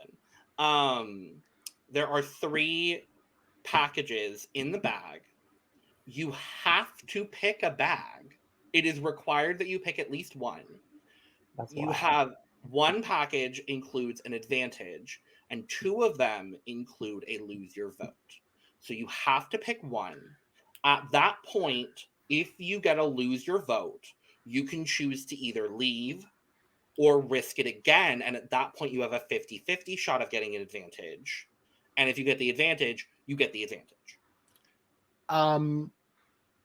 Yeah. Why? I'm gonna be honest. I actually really like this. I didn't mind it. No. It's fine, but also I guess at this point everyone knows what it means to go on the journey. So I guess having it be an automatic thing of, oh, you're gonna draw. Like not even giving them the option to say no at first. Mhm. That's great. Yeah. Then basically saying, oh yeah, if you get screwed over, you can try again. But if you just get lucky with a 1 in 3, congratulations. Like there's not as much stakes unless you fuck up the first time. Like Or both times. I mean, the thing is with the first iterations, and this is just me going on a small game design rant. With the first time, with the wheel, you had a very, very clear option of saying, okay, I'm not going to push the needle at all, or I'm going to fuck with fate. Mm-hmm. Now it's basically saying, fuck you, you're going to draw, and if you don't, and if you screw up by random fate, then it's your problem. Which I don't like as much. I like the fact that it's semi-forced, that you kind of have to involve yourself and you can't just take a safe option, but it just it feels like there has to be a middle ground between the two. I feel like instead of an extra like lose a vote, I feel like there could have been just like a neutral option where it's just, oh yeah, nothing happens, kind of thing. Mm-hmm. I think I might disagree. I think I kind of like it. I kind of like the you have to pull because so many people in these other seasons have chosen the safe route. Like, no, I'm just gonna not. We Oh. No. Beautiful. I fucking can't. I can't anymore. It wasn't even about Heidi. Well, I know it's not about Heidi this time. Oh boy. Obviously, Lana can't worry about Heidi. There we go. It took a moment. It took a moment. There you go. But yeah, so we first see Sarah. It's Sarah pulls, and she gets a no vote. And she's like, I'm gonna go again. She pulls again, and she gets the advantage. This advantage, the inheritance advantage. So she can play this advantage in the voting booth at any tribal council, and she inherits any idols or advantages that are played at that tribal council. But she has to play it before all of them are played. I have. Okay, so from an org level, I have so many problems with this advantage, and I have seen this advantage brought up very soon after and had to shoot it down saying, holy shit, no, do not do that. It can be horribly broken, to basically say, okay, duplicate every advantage that's being played. Because if you know a lot of advantages are being played, secretly being able to say, give them all to me, gives you way too much power. I don't know. I think it does, but it depends on like how many advantages are playing, how many, idols are being played. Are that many being played at these tribal? I don't think so. But again, it depends on the number of advantages they're going to give out this season. Who knows? Because there's already like how many out there? 2 now, including hers. Well, I guess the idol is gone now. Yeah, the idol's gone. I like it because you have to play it prior. Because she could just completely gauge a situation wrong. Sarah's going to have the information of, oh, I know an idol's going to get played tonight. If I want that idol for myself, then I have to have that knowledge of there's going to be idols and advantages played in order for me to inherit them. She could completely play it wrong and get nothing. So I do like, people are calling it overpowered. I don't necessarily think I would agree. Yeah, I don't think because there's the caveat of you have to play it prior in the voting booth. Yeah. I could also see it going where like, certain people have an idol or advantage, and then you all plan together like, hey, I have this advantage. Your name is up there, or my name is up there. Play your idol for me. I'll get the idol back. I'll get this advantage back and give it back to that person. Or, I could see that kind of way it being kind of overpowering, but that's if you're really willing to risk and tell people you have this advantage, because there is a risk to it, because people could see you with this and then want to chop you, Yeah. And she is in this alliance now where, hi, Lana. We're gonna reorganize everyone. There we go. There we are. So, it's definitely gonna be like, it's overpowered if she can game it properly, and she is in this alliance now with Carson and Helen, to where if she decides, if Carson or Helen goes on the next journey to like Adventure Island, they could potentially game it that way to where like things could be gamed. Is the point I'm trying to make there? We then see Matt pull, and he pulls the first one, and it's a no vote. And he decides he's going to pull again, and he has now lost his vote for 2 tribals. Poor Matthew. Oh my god. I feel bad for him. I feel really bad for him. I really don't, though, kind of. Like, you know, you had a 50-50 chance either to get an advantage or get another vote taken away. And he chose, and unfortunately got the wrong one. But I'm like, you tested your luck. You pushed it. You already had lost. Once I had lost my 1 vote, no, I'm not doing it. Bye. Yeah. And then Lauren goes to pull and gets it on her first try. Queen. She ate And that. it's a different advantage. It's a different advantage, which I also loved. This one is the bank your vote advantage, where at any tribal council, she can bank her vote. And then at a future tribal, she has an extra vote. Yeah. And I want to talk specifically about the way that she goes about things at camp when she gets back, because then she gets back and in a spur of the moment decision decides to tell everyone that she doesn't have her vote. I thought that was so smart. Well, up until obviously everything that happens later, but in that moment, I thought it was such a smart idea. But I'm also thinking, as Survivor fans, which most of these people claim they are, don't you know when you get like an advantage or a disadvantage, or like when you go to one of those things, you get like a note that says you don't have your vote? Did she at any point say like, oh, I don't know until I go to tribal? Because I think because that's how Sarah played it, right? So I think Lauren could have gotten away with it more if she did it like that. I think she did try and claim that. Did she? She tried to claim it, but she didn't have a paper. Yeah.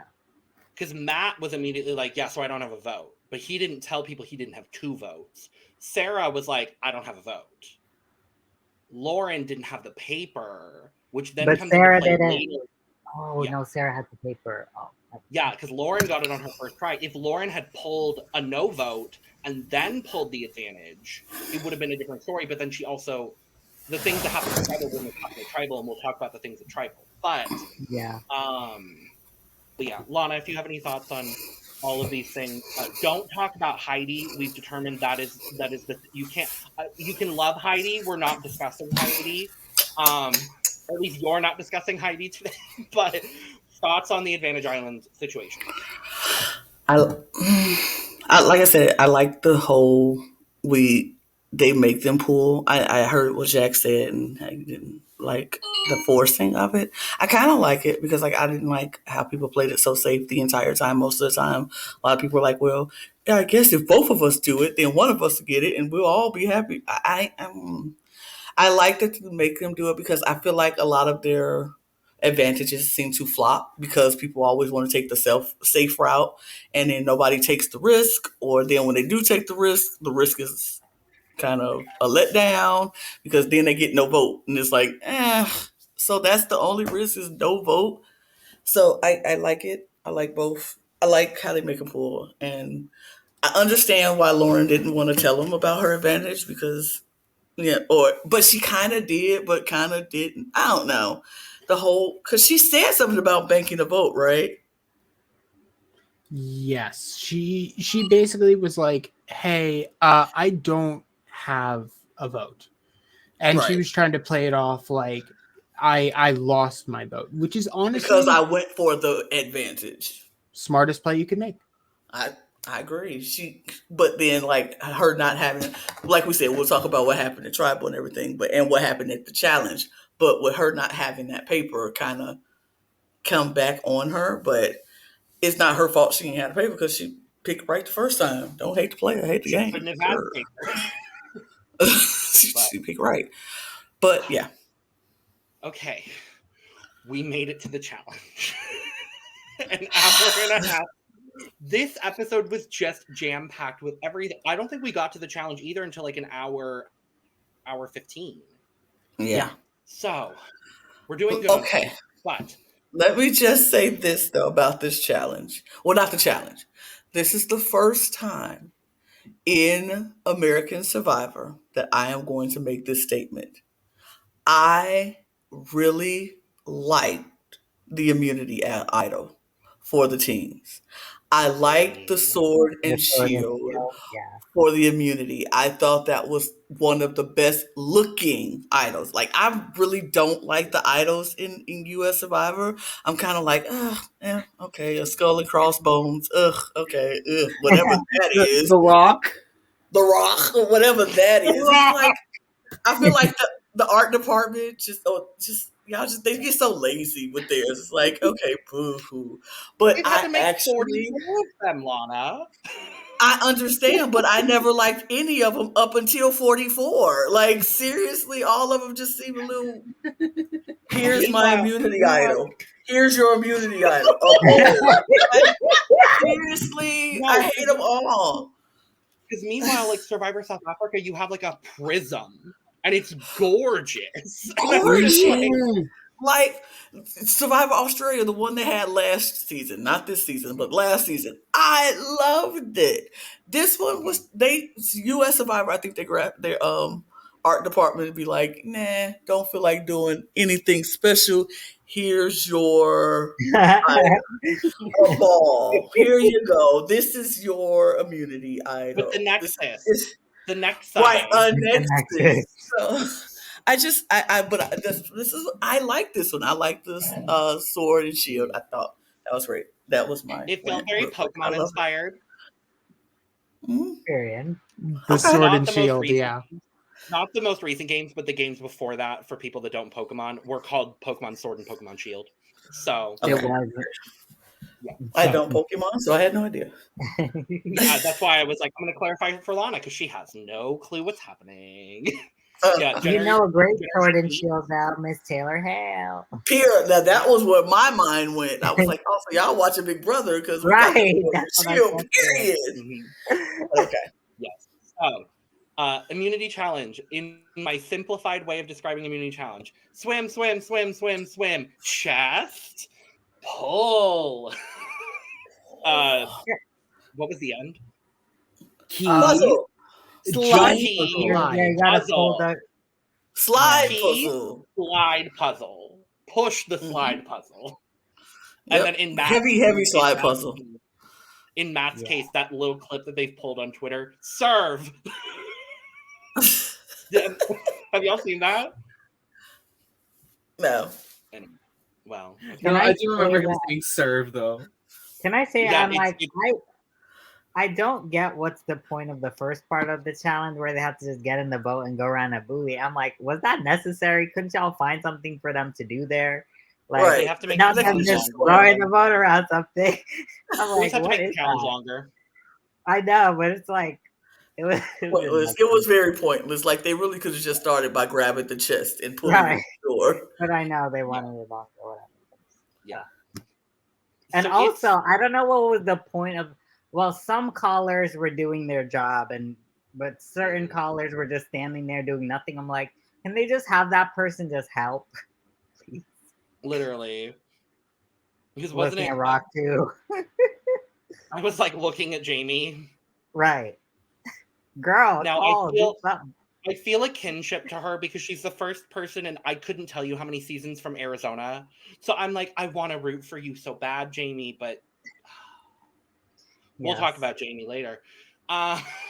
So everyone's pretty even going through the challenge. They do the things, and then Brandon gasses out, and for the fourth time this episode, medics are called, and the challenge is stopped for the second time in this episode.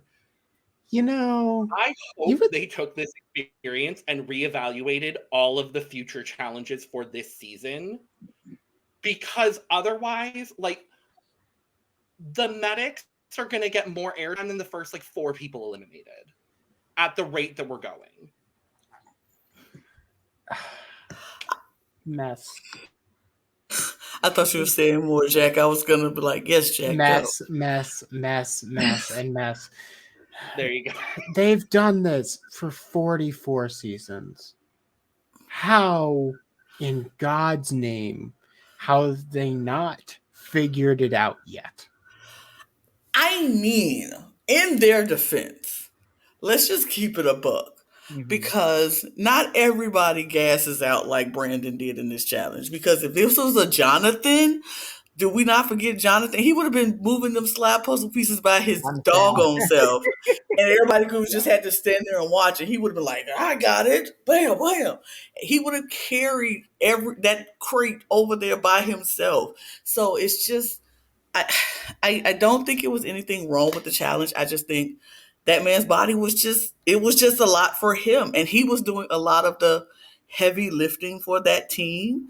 And you saw it once he was down, how much of the lifting he was doing. His body just couldn't take it. It was what it was. I don't think it was anything wrong with the challenge. And I don't think anything they could have done. It was just, physically, it was just a lot. And the sun. And the fact that Matthew had to sit out or chose to sit out of the challenge because of his shoulder. I think it was which he did at that point. He would not have been very much help in this challenge, which means you're left on that tribe with, once Brandon gasses out, you're left with Kane, Jamie, Lauren, and Maddie. And just looking at the situation when Brandon is fully removed from the challenge and they cut back and it's just 3 short, frail women and Kane. I'm just like, oh, babies, no. Yeah, and then Jamie was just standing there on the ledge, like just looking at them and not. I was like, girl, you gonna tell them what to do? That's your job, is to tell them what to do. And you just like, that way, I guess. I don't know. I mean, Jamie would have been me because I hate slide puzzles. So you put me on a slide puzzle, I'm like, y'all, baby, I don't know what we're doing. And then, while all of this is happening, we have Matthew and Claire on the sit-out bench, and Claire goes, Excuse me. Did the person that came back from the journey have a paper by chance? And Matthew just not knowing Claire and Matthew. Matthew was like, no, she didn't. And Claire was like, oh, well, our person came back with one. Just absolutely decimating a game. Claire goes, excuse me, I'm going to cause the rest of the drama for the rest of the episode on a tribe that I'm not even on. And you know, icon shit. I love that. We literally have no choice but to stand. I was standing her from jump, but the fact that she literally, not knowing who went over there, not caring who went over there, she totally drove the biggest wedge in between that tribe, because she knows if merge happens or if tribe swaps happen, she need to make sure that somebody from another tribe trusts her. And if Matt is still there when they swap tribes and they end up on the same tribe, he can always go back to, she came and told me the truth. She's a trustworthy person. I got her. She's cool. And that propels her further along in this game. I can't do anything but stand that move. Yeah. I never would have made it because I wouldn't have been thinking about that, because during the challenge, I'm like trying to get root my team on so we can win. She was playing this game from the second she sat down on that bench to the time she walked away back to that camp. She played this game, and I can't do nothing but. Yup. And I think even like making the merge, say she's down and out in numbers, let's say, that's a crack she can fall through. She created that, and now they can use her to kind of. It's amazing. It's amazing. She played. Eat, girl, eat. Left no crumbs for them. Now, and like I said, she had no idea who went over there. She didn't know it was Lauren. She just said somebody. Who did that person come back with her paper? And that one little sentence could have set her into a very good position when merge or tribe swap happens. And with everything that happens there, there's really only one way to describe what happens. The survivor gods say, yeah, no, we're sending that tribe to tribal. We're not doing anything else. Holy shit. We have to send them. We don't have a choice. Because they have idol. No. So a leaked Soka Beast. Soka. Okay, Yes. jump in way. Soka's been killing it this episode. Yeah, Soka is killing. And then we have the tribe that could, the little tribe that could, versus the other little tribe that could. And they're going, and Tika pulls out the win, and I'm just like, yes, I'm so I mean, happy. Helen does puzzles, right? They're already down a person, so I'm glad. Right, I was happy for them. Yeah. So Rotu is on their way to Ratu. tribal council. Ratu is on their way. What I said, Rotu. Ratu is on their way to tribal council. Mm-hmm. Oh God. So we get back to camp and the scramble begins. We love a good scramble. We love a good mess. We love a good who's we're going to do. And Brandon and Matthew and Sarah. Is it Sarah? Is that her name? No. Jamie. Yeah. Yeah, Jamie. That's her name. Jamie, they all are like, so it's going to be Lauren because Matthew tells them about what the information that he got sitting out on that bench, which so he's like, I got some tea, let me spill it, period, pun intended.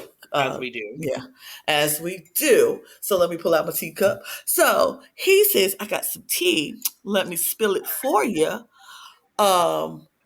The girl who was sitting next to me on the bench asked me if the person who went to the thingamajiggy came back and showed them the paper. And I told her no. And she's like, what the girl who came back with ours said, she got some paper and she showed us the paper. So we know she ain't got a vote. So do with that as you will. And he's like, so I think she playing us. And Brandon said, I think she playing us too. So if she playing us, we need to play her, and she got to go. And they were like, yep. So they tell Jamie, and Jamie was like, sounds good to me. She needs to go. That's what it is, because she playing us. That was the plan. Then Maddie turns around and said, wait. I got tea of my own, boo. We know Brandon got the idol. He is the most powerful man here. And so I think he needs to go, and we blindside him, and he won't use his idol because he won't think it's him. So he needs to go. And Lauren is like, I don't trust him anyway. So, yep, he needs to go. We have to get Kane on board for Kane to jump in on this plan with us. So Maddie goes to Kane, and Kane is like, Brandon? We want to get with a Brandon? It's a little early. He a strong player. We want to get with a Brandon? She was like, but he is powerful, and he got an idol that he ain't want to share with me. She ain't say that part, but, that's what she was thinking. He ain't want to share with me, so he don't want to play with me. So I need him to go. So she like, we need to do this. And Kane is like, you got the numbers? She said, I got me. I got you. I got Lauren. And we get Jamie. That's the 4. We can count it. Gone, good, boo. Gone. He like, all right, let's go with that plan. Let's do that. Jamie, she said, y'all know what? I'm thinking about using my shot in the dark. Why? No real reason. We didn't even know shot in the dark were still a thing. We thought they had disappeared. no real reason why she go use that shot in the dark, but she go use her shot in the dark. That's what she said. She said, I'm thinking about it, y'all. And they like, but why? And she's like, I don't know. I just feel the need to use my shot in the dark. And they like, we can't really rely on Jamie because she might. So they go tell Maddie goes to Matthew and say, we need to get rid of Brandon right now because he got the idol. And if he feels comfortable, we won't have to use this idol. See, we can get that flush the idol and yada, yada, yada. And Matt is like, but I just promised this man we gonna have each other's back. But Matt is conflicted. He don't want to vote Brandon because he said we go work with each other. But he trying to figure out, because he like, that is a smart move though. So how do we work this thing where I keep my word, but the person still go? We'll see.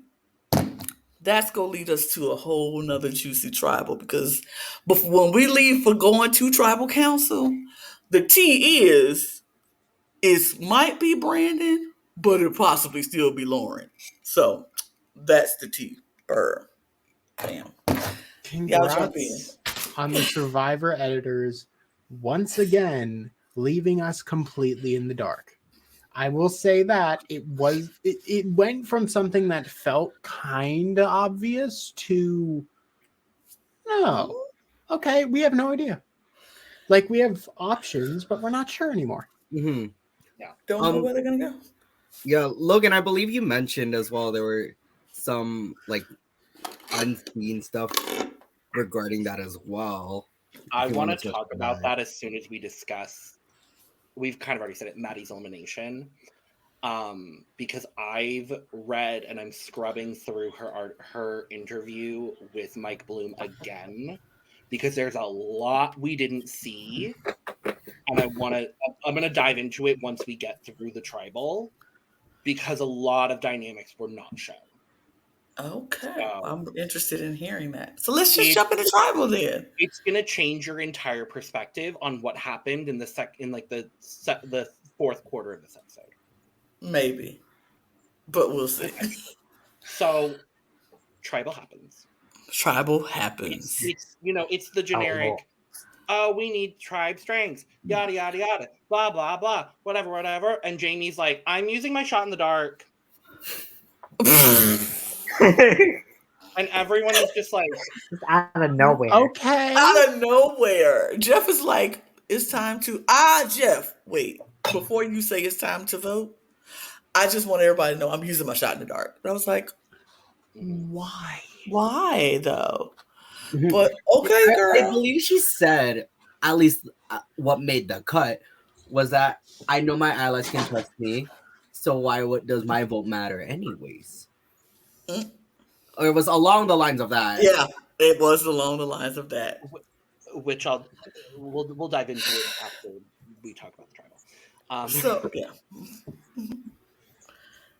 So they go, and she's like, I'm using my shot in the dark. And everybody's like, okay, then. Well, Jeff's like, well, then, does that change anybody's mind about the vote since we know Jamie? And everybody's like, we're going to do what we said we're going to do. There we go. And they go vote. She uses her shot in the dark. Sure enough.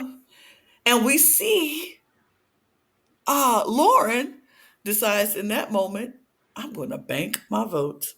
Snatches her parchment, folds it up, and puts it in her pocket. Yeah.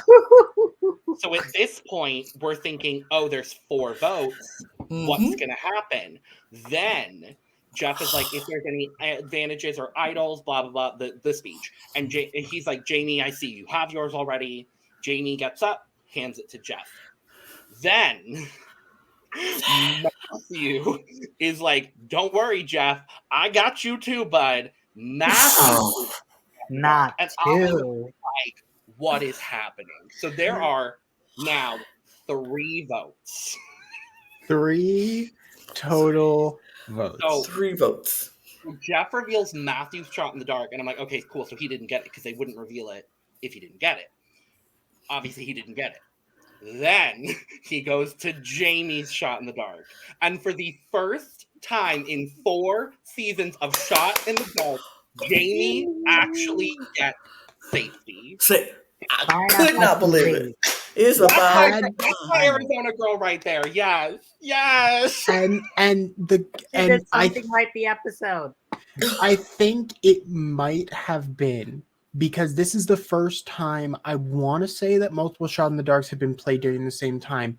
We got confirmation finally that Shot in the Darks are drawn from the exact same pool. Yep. Mm-hmm. Yep. Which is probably why it was more likely here, because it went from a 1 in 6 chance of someone being safe to a 1 in 3.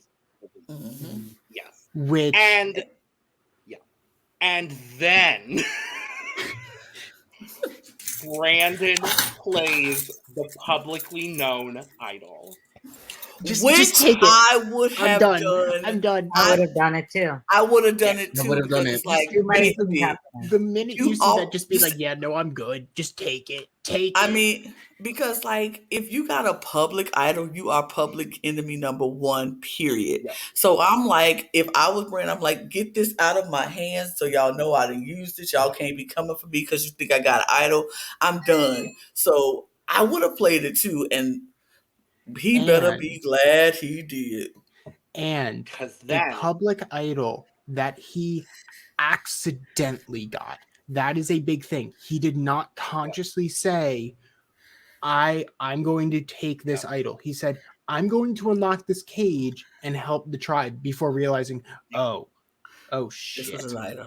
All right. So we get the votes. Brandon. Brandon does not count. No, Brandon does not count. Second person voted out with 1 vote. And everyone's like, 1 vote? What? Right, they were shook by the vote. Goes home. Okay, I want to run through the amount of firsts and records that were made in this episode. So, this is tied for the earliest idol play on American Survivor. This is the first time that a premiere had an idol nullify the majority of the votes. The first time that the shot in the dark worked. The first time that half the tribe did not vote. And the third time in American Survivor history that someone has gone home on a 1-0 vote. The only other times that that happened was Lauren Rimmer on Heroes, Healers, and Hustlers, and icon, legend, and the queen, Sandra Diaz on Winners at War. I would also like to state that this is the earliest we have had someone medevaced from the game, being night 1. This is 12 the first hours into the game. 12 hours in. This is the first time that multiple shots in the dark have come up. That too.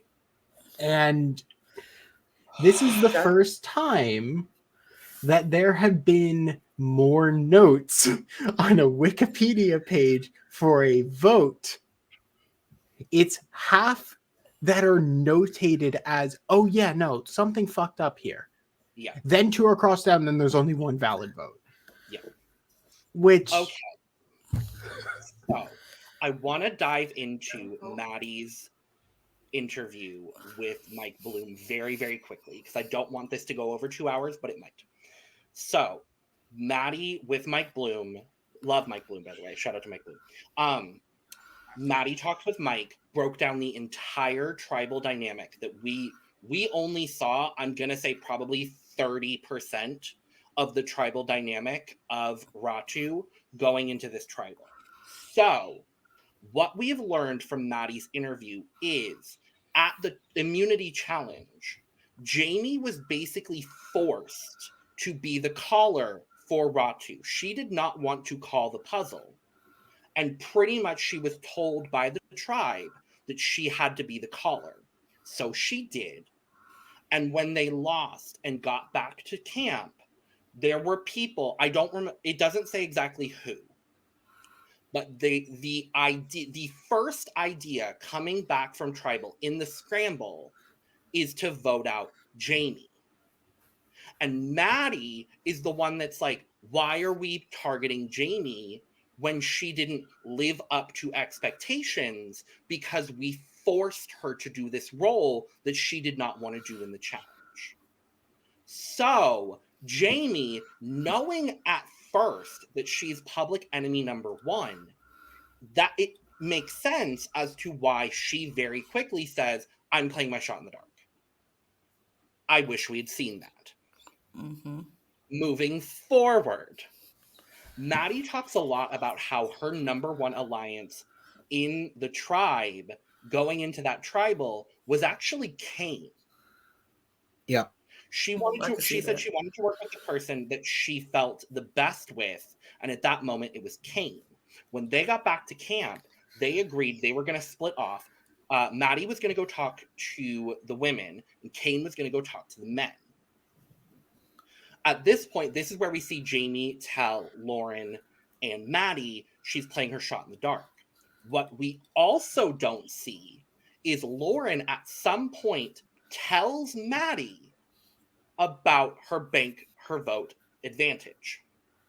And Maddie suggests, because Maddie knew that Lauren didn't want to vote out Brandon, and at the time, Maddie was pushing for the Brandon vote, and Lauren was loyal to Brandon. Maddie tells Lauren, hey, bank your vote. You don't have to vote out Brandon in this case, and we'll vote out Brandon. So that influences why Lauren does end up playing, or ends up banking her vote in this scenario. Maddie also admits that she wanted the Brandon vote knowledge to originally only be with her, Jamie, Lauren, and Kane. And she couldn't find Kane because the challenge ended up taking 3 hours. And by the time they got back to the beach, she was like half brain fried, was trying to organize this vote to get Brandon out, couldn't find Kane to give him that information, and ended up telling Matthew, which was ultimately her downfall because Matthew told Brandon about Maddie's plan and influenced Brandon playing the publicly known idol.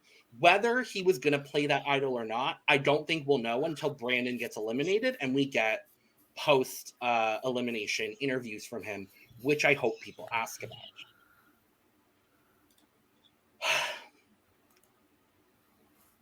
I think that's everything.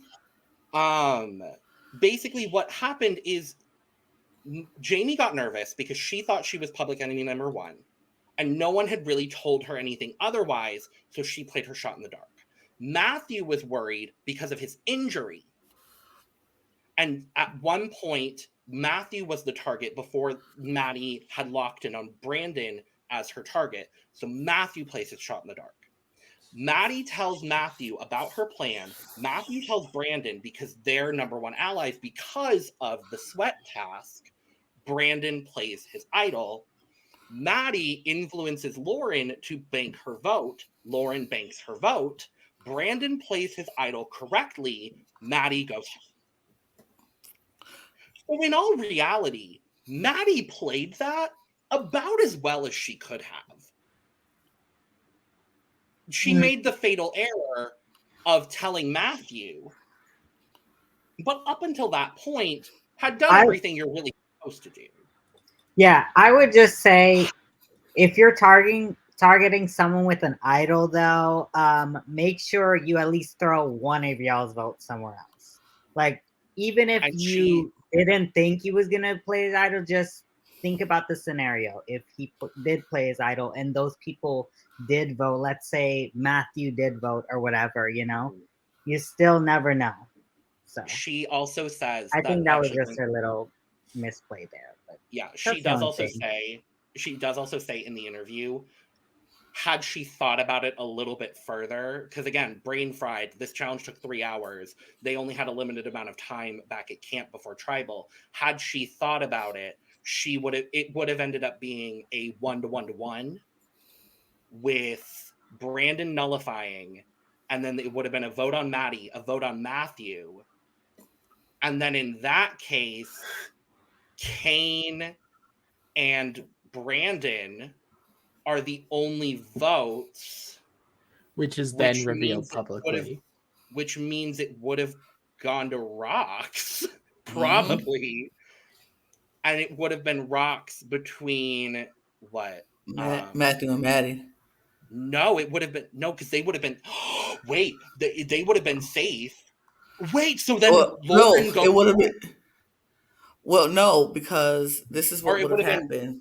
It would have been if Brandon would have voted Maddie, Maddie voted Brandon, and let's say Kane voted Matthew. It'd been 1-to-1-to-1. Brandon's vote eliminated, so that's 2. They would have had to re-vote, and it would have been Brandon. Oh, Jamie would have had a vote. No. Yeah, Jamie wouldn't have had a vote. Matthew and Lauren. It would have been It would have been Brandon and Kane voting again in the revote, and it would have tied. Then it would have gone to Rox between everyone who wasn't in. So it would be Matt, Lauren, and Kane. Kane would have been in that too. Matt, Lauren, and Kane would have been in the Rox because Brandon was safe. And Jamie was safe. So Maddie and Matthew would have been safe because they couldn't break the tie. So then it would have been Kane and Lauren. Yeah, would have been Rox for Kane and Lauren. Oof. Could you imagine? Could you imagine going to Rox on day one? Now that you bring this up, I want to go back in time and have that happen. Just to be like, yeah, no, we're just going. Oh my God. I think going to Rox this first tribal would have been sufficient for the kind of premiere that this was, with all the foolishness that happened. Them ending in Rox and somebody getting rocked out of this game would have been the cherry on the already delicious sundae that we got in this episode. It would have been so bad if it had been Lauren. It would have been. I would have hated it. I would have hated it, but Lauren. I don't think I would have liked the scenario either way because I do like Kane. I do like Kane, but oh my God! I was still waiting for you to tell me something that was going to change my mind about Maddie. It didn't. Her interview did not change. It's just like, I still want her gone. So I'm kind of happy she's gone. But I'm glad. I'm happy we saw that she played a little bit more of a strategic game. But she definitely did play better. Then what she's telling us in her interview is that she played better than what we saw. I don't know if I absolutely believe she did all this stuff that she talked about, because that was a lot of game. And if she did that, I don't think that producers or editors would have edited out game moves like that. Was a lot. Like, we didn't hear Matt's name at all. Why wouldn't they show us that Matt's name came up? Here's the thing. Or Jamie's name. We didn't hear her name ever come up. Why wouldn't they not put all the people's names who's out? Because that's part of the scramble. But I guess so much time. They don't have that much time to put all that together. But I don't know. I'm not saying I don't believe it. I just don't know. I think what they might do, because they did it during 43 at some point. They may be like in the wrap up. Like for they're going back to tribal segment. If they just don't really have anything to talk, they're going to have shit to talk about. But they might be like, oh yeah, and here's a conversation that wasn't shown that actually says that this person now knows that this exists. Like that kind of stuff. Mm-hmm. So ultimately, this next episode is going to be a train wreck. At least for Ratu, it's going to be a mess. I'm exhausted just talking about all of it. Well, so am I. Oh boy. So that's it's been a long, it was a long but great episode. I enjoyed it. It was a hot mess. Mess of a mess of a mess, but it But was I a also good say mess. it was fun, and I'm Yeah. hoping that's what we get this season, a little more fun Mm-hmm. and Sounds like really it. good gameplay, unlike last season. Oof, yeah. Which is funny to me because I think even Jeff appreciates this season more than he appreciated last season, which in his interviews is like, yeah, we see that. So I don't know. I Oh think boy. Just let's just hope this is the kickoff for what we call a very fun, amazing season. And yeah, I don't think there's any way that we're not going to get an entertaining season from this bunch. Because I hope, and I hope so. the it's three completely unique dynamics on each tribe because of what happened in this premiere. And Mm, I am thrilled. yes. Wow. the thing that I'm curious about, we saw two different advantages come out of Advantage Island. Hmm. What was the third? I don't know. Maybe we'll see it in the next I, episode. Is it going to be three different advantages every time? That is I a kind good of hope question. so. I think that'd be I fun. hope so too. More advantages. Just Oh my pump god! them out. Who Oh, cares you at know this what? point? You know one of them is going to be knowledge's power. They're No, gonna knowledge is have- Yeah, power. I was gonna Yeah, say, of course. but then I'm like, Now it's well, part that's and the inherited. Oh god! yeah. Go I ahead. feel like knowledge is power, and the inheritance would be kind of crazy. Like it's kind of crazy to see both of them play together. I I still want this okay. fucking game. This The game inheritance, hurts. the inheritance advantage is just like if you go to tribal and you play this. Can you play that after No, it's the during the vote? vote. We played in the voting booth. We You talked have about to it. play it We before. talked about it during part one of your Okay. breakout because of Heidi. No, so it Sorry, has to be. Heidi. Oh, Sorry, Heidi. Uh No, oh. I know, right? I'm gonna go now. we clarified it has to be played in the voting booth prior to advantages and idols being played. So that's how they balance that power. So Whereas it's just knowledge like and power you play before you vote. right.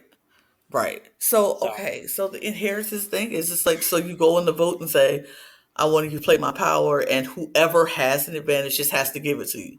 no. Whoever If- plays if- an advantage whoever- during Oh, if that they tribal. play it. Oh Yeah. wow. What So then, I- so what would happen is if Sarah plays it, she plays it she votes, plays the advantage in the voting booth. Then when Jeff says if there's any advantages or idols, play them now. If they are played, then after tribal, I'm going to assume production is going to do one of those things where they put things in people's bags because we always see that happen. Yeah. The next morning, I assume Sarah will then get all of the advantages and idols in her bag that were played at that tribal council. If no advantages or idols are played and Sarah plays the advantage, she gets nothing. So Yeah. question here too. Mhm. Let's just say, and I know I'm sorry, y'all, I'm prolonging this situation because You're my good. Wi-Fi kind of went up. You're good. Let's just say Sarah plays her advantage. Mhm. And two people in her tribe decides to use their shot in the dark. That's Is exactly that was two exactly my thought. advantage? That was Is that exactly my thought. does Does she that get two count? extra shots in the dark? Does she get two more? Don't Make know. Because them I'm like, think. it's an advantage. They say any Does it advantage count? or idol. Does it count? count? Does she get two extra shot in the dark? And what if, like, what happens, like in this situation, two shot in the darks to play and an idol. And an So idol. does she get an idol and two shot in the darks? I don't know. That's crazy if she does, and I Who would does be that kind of? like, Oh my I would God. live for it, right? Like she would totally eat. I would like love to see that. I'm salivating at the thought of that happening because that would be Yeah. so amazing. But Yeah. if they don't consider the shot in the dark an advantage that can be transferable, I don't see why not. Because you didn't Yeah. say every advantage except shot in the dark. You said any advantage and any idol that's played, you get it. Yeah. I would love it, especially if you know that this idol is being played. Like if you are on the right side of everything in your tribe and people are like, girl, I'm gonna use my idol. I'll be encouraging whoever got the idol. You might want to use that idol today, girl. Because they coming for you. Use your idol. And then They use it, idol's gone, and I Yeah, just happened to get We it. talked about the gaming of it as well while you were out. Yeah, that Yeah. whole like you could game this really, really well if you have Really people well. you could trust. Yes. That's why I want to see it explode It just hit me. horribly. I want to see it go down in a way where she ends up picking like 5 advantages up, and that is why if any org ever has this and has a decent amount of advantages, don't Why? just put in the survivor mode. don't. Oh my God, that just hit me. Like, for real. Like, if you know somebody, like, let's say this game is happening, we all the tribe, and I know Robyn has an idol. Me and Robyn are cool. Like, we working together, and I'm like, Robyn, I got this advantage. If you use your idol tonight, I get your idol tomorrow. That way, you safe tonight, I'm safe tomorrow. We can still keep going. And just in case, if you need it tomorrow, I got it. So if you need it for me to play, so you could just game it. Your alliance could switch your idols amongst each other if you play it right. Oh my God, that's crazy. Could you Love it. imagine, I like, kind of love it. Could you imagine a game changer situation where, like, if she plays it at the tribal where Sari goes home, and then you inherit just like all of the that's where my mind went immediately. Right. Like if something like that happens earlier in the season. Wait. Yeah. Because like Sari had 2 idols were played that night. It was like 2 idols, the immunity and an advantage, and the legacy advantage, and I was gonna ask, how does that work? I mean, I guess they wouldn't do it for this. Right. What if she don't keep it to late game? What if she keeps that inheritance thing? How long does she have it? They didn't even say how long. Someone was like, if idols expire at final 5 and 3 people play their idol at final 6 and she plays it, she has 3 idols at final 5. And she could just pick who going with her. Bam, bam, bam. It would literally be a Parvati, here you go, Jerry, situation. And here you go, Sandra. And everyone's safe. And we could have another person get Sari'd out of the game potentially. Oh my God, okay. Woof. Anyway, crazy. We're going to talk more about it next week. Before we go, I do want to get from Jack, Sam, and Robyn, I want to get your winner picks. Lana and I did ours during the cast assessment. Lana's, we talked about a lot with Carson. My winner pick is Franny. Franny. Based only on preseason. Yeah, this is all on preseason. So y'all got an advantage because y'all got to see how they play a little bit. Robyn, I mean, in question and answer, who is your winner pick and why? From preseason. Okay, I'm gonna answer this. You with the episode 1 knowledge too. I'm gonna answer this in 2 ways, and I know it's cheating. So who do I want to win? I would love to see like a Helen win. You know, I always like to see people like me win, especially stature, size, and everything. You know, yeah. But who I am like rooting for, and I think got a really good chance is definitely Jam Jam. Like their personality just shine, and right now they're having a good edit. They had a good edit like preseason and the trailers and stuff. So I'm hung on to them. Like they are just their vibe, just like it gives me winner, baby. So I see. They're definitely my winner. Yeah. Love that. Anissa Long, in question and answer. Your question is, who do you think will win Survivor 44, and why? Let's see. I mean, who I want to win. Obviously Helen for the same reasons that Robyn has said. People like me, Asian, short. You love to see it. Just like Erica Kasapanan, you love to see it. I feel like Claire has got a good shot. I feel like Claire. I think I can see Claire. I love her. Would not be mad at that. Okay. Jack, in question and answer. Your question is, who do you think will win Survivor 44 and why? The winner of Survivor 44 will be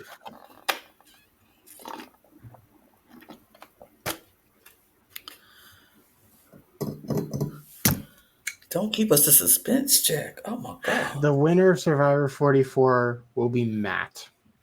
There is Okay. There is something there that showmance, as it's I think being hinted to. There's no reason for me, and looking at the next episode, and I'm taking a gamble here because we have the next episode's title out, and it is Two Dorky Magnets that literally can't be talking about anyone else than frat. Yeah.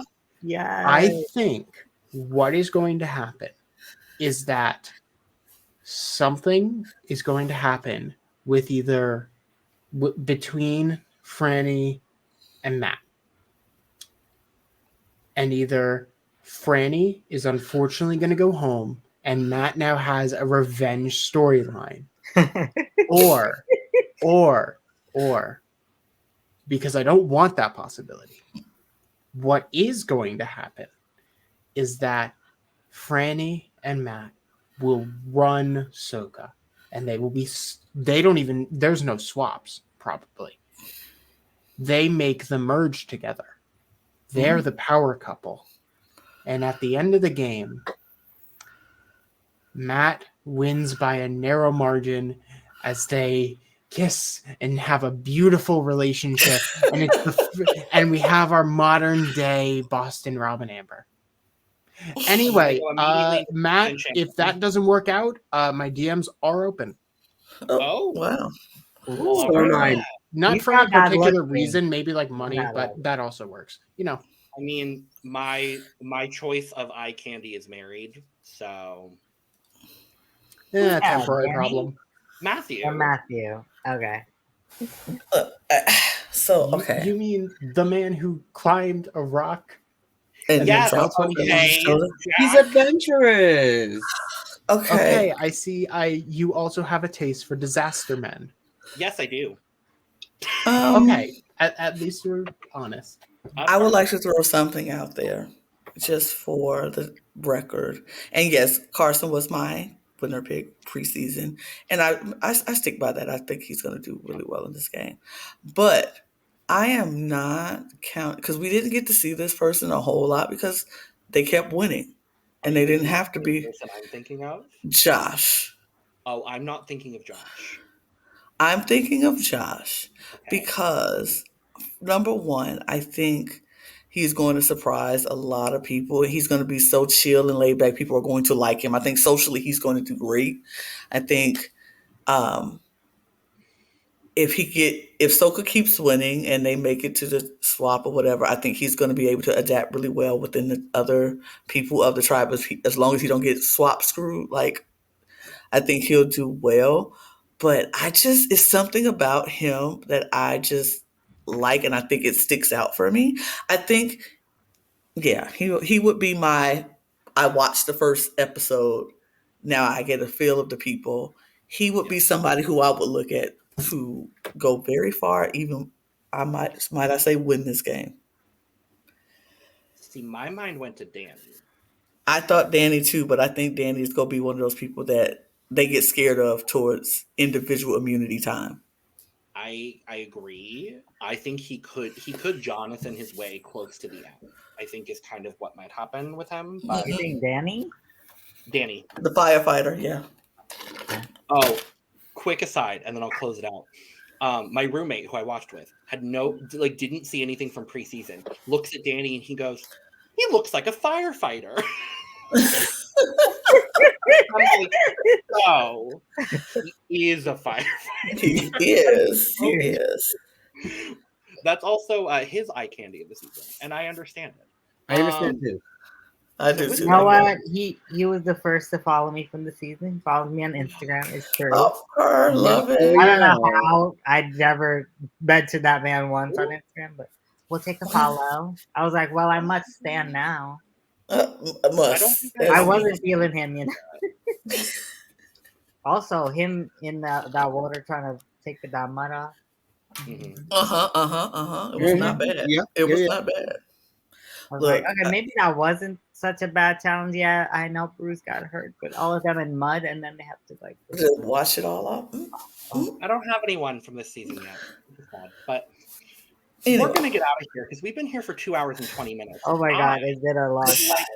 I would like to go eat some tacos because I have work in the morning. So thank you for joining us for 2 hours and 20 minutes of madness.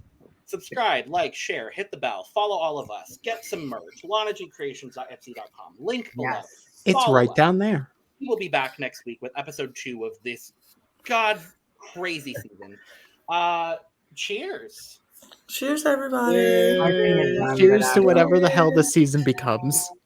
Bye. Bye. Bye-bye. Bye. Bye. Bye-bye now. Oh my god, please leave. Just play the Please thing in the go. corner. We're so tired. We're so Goodbye. tired.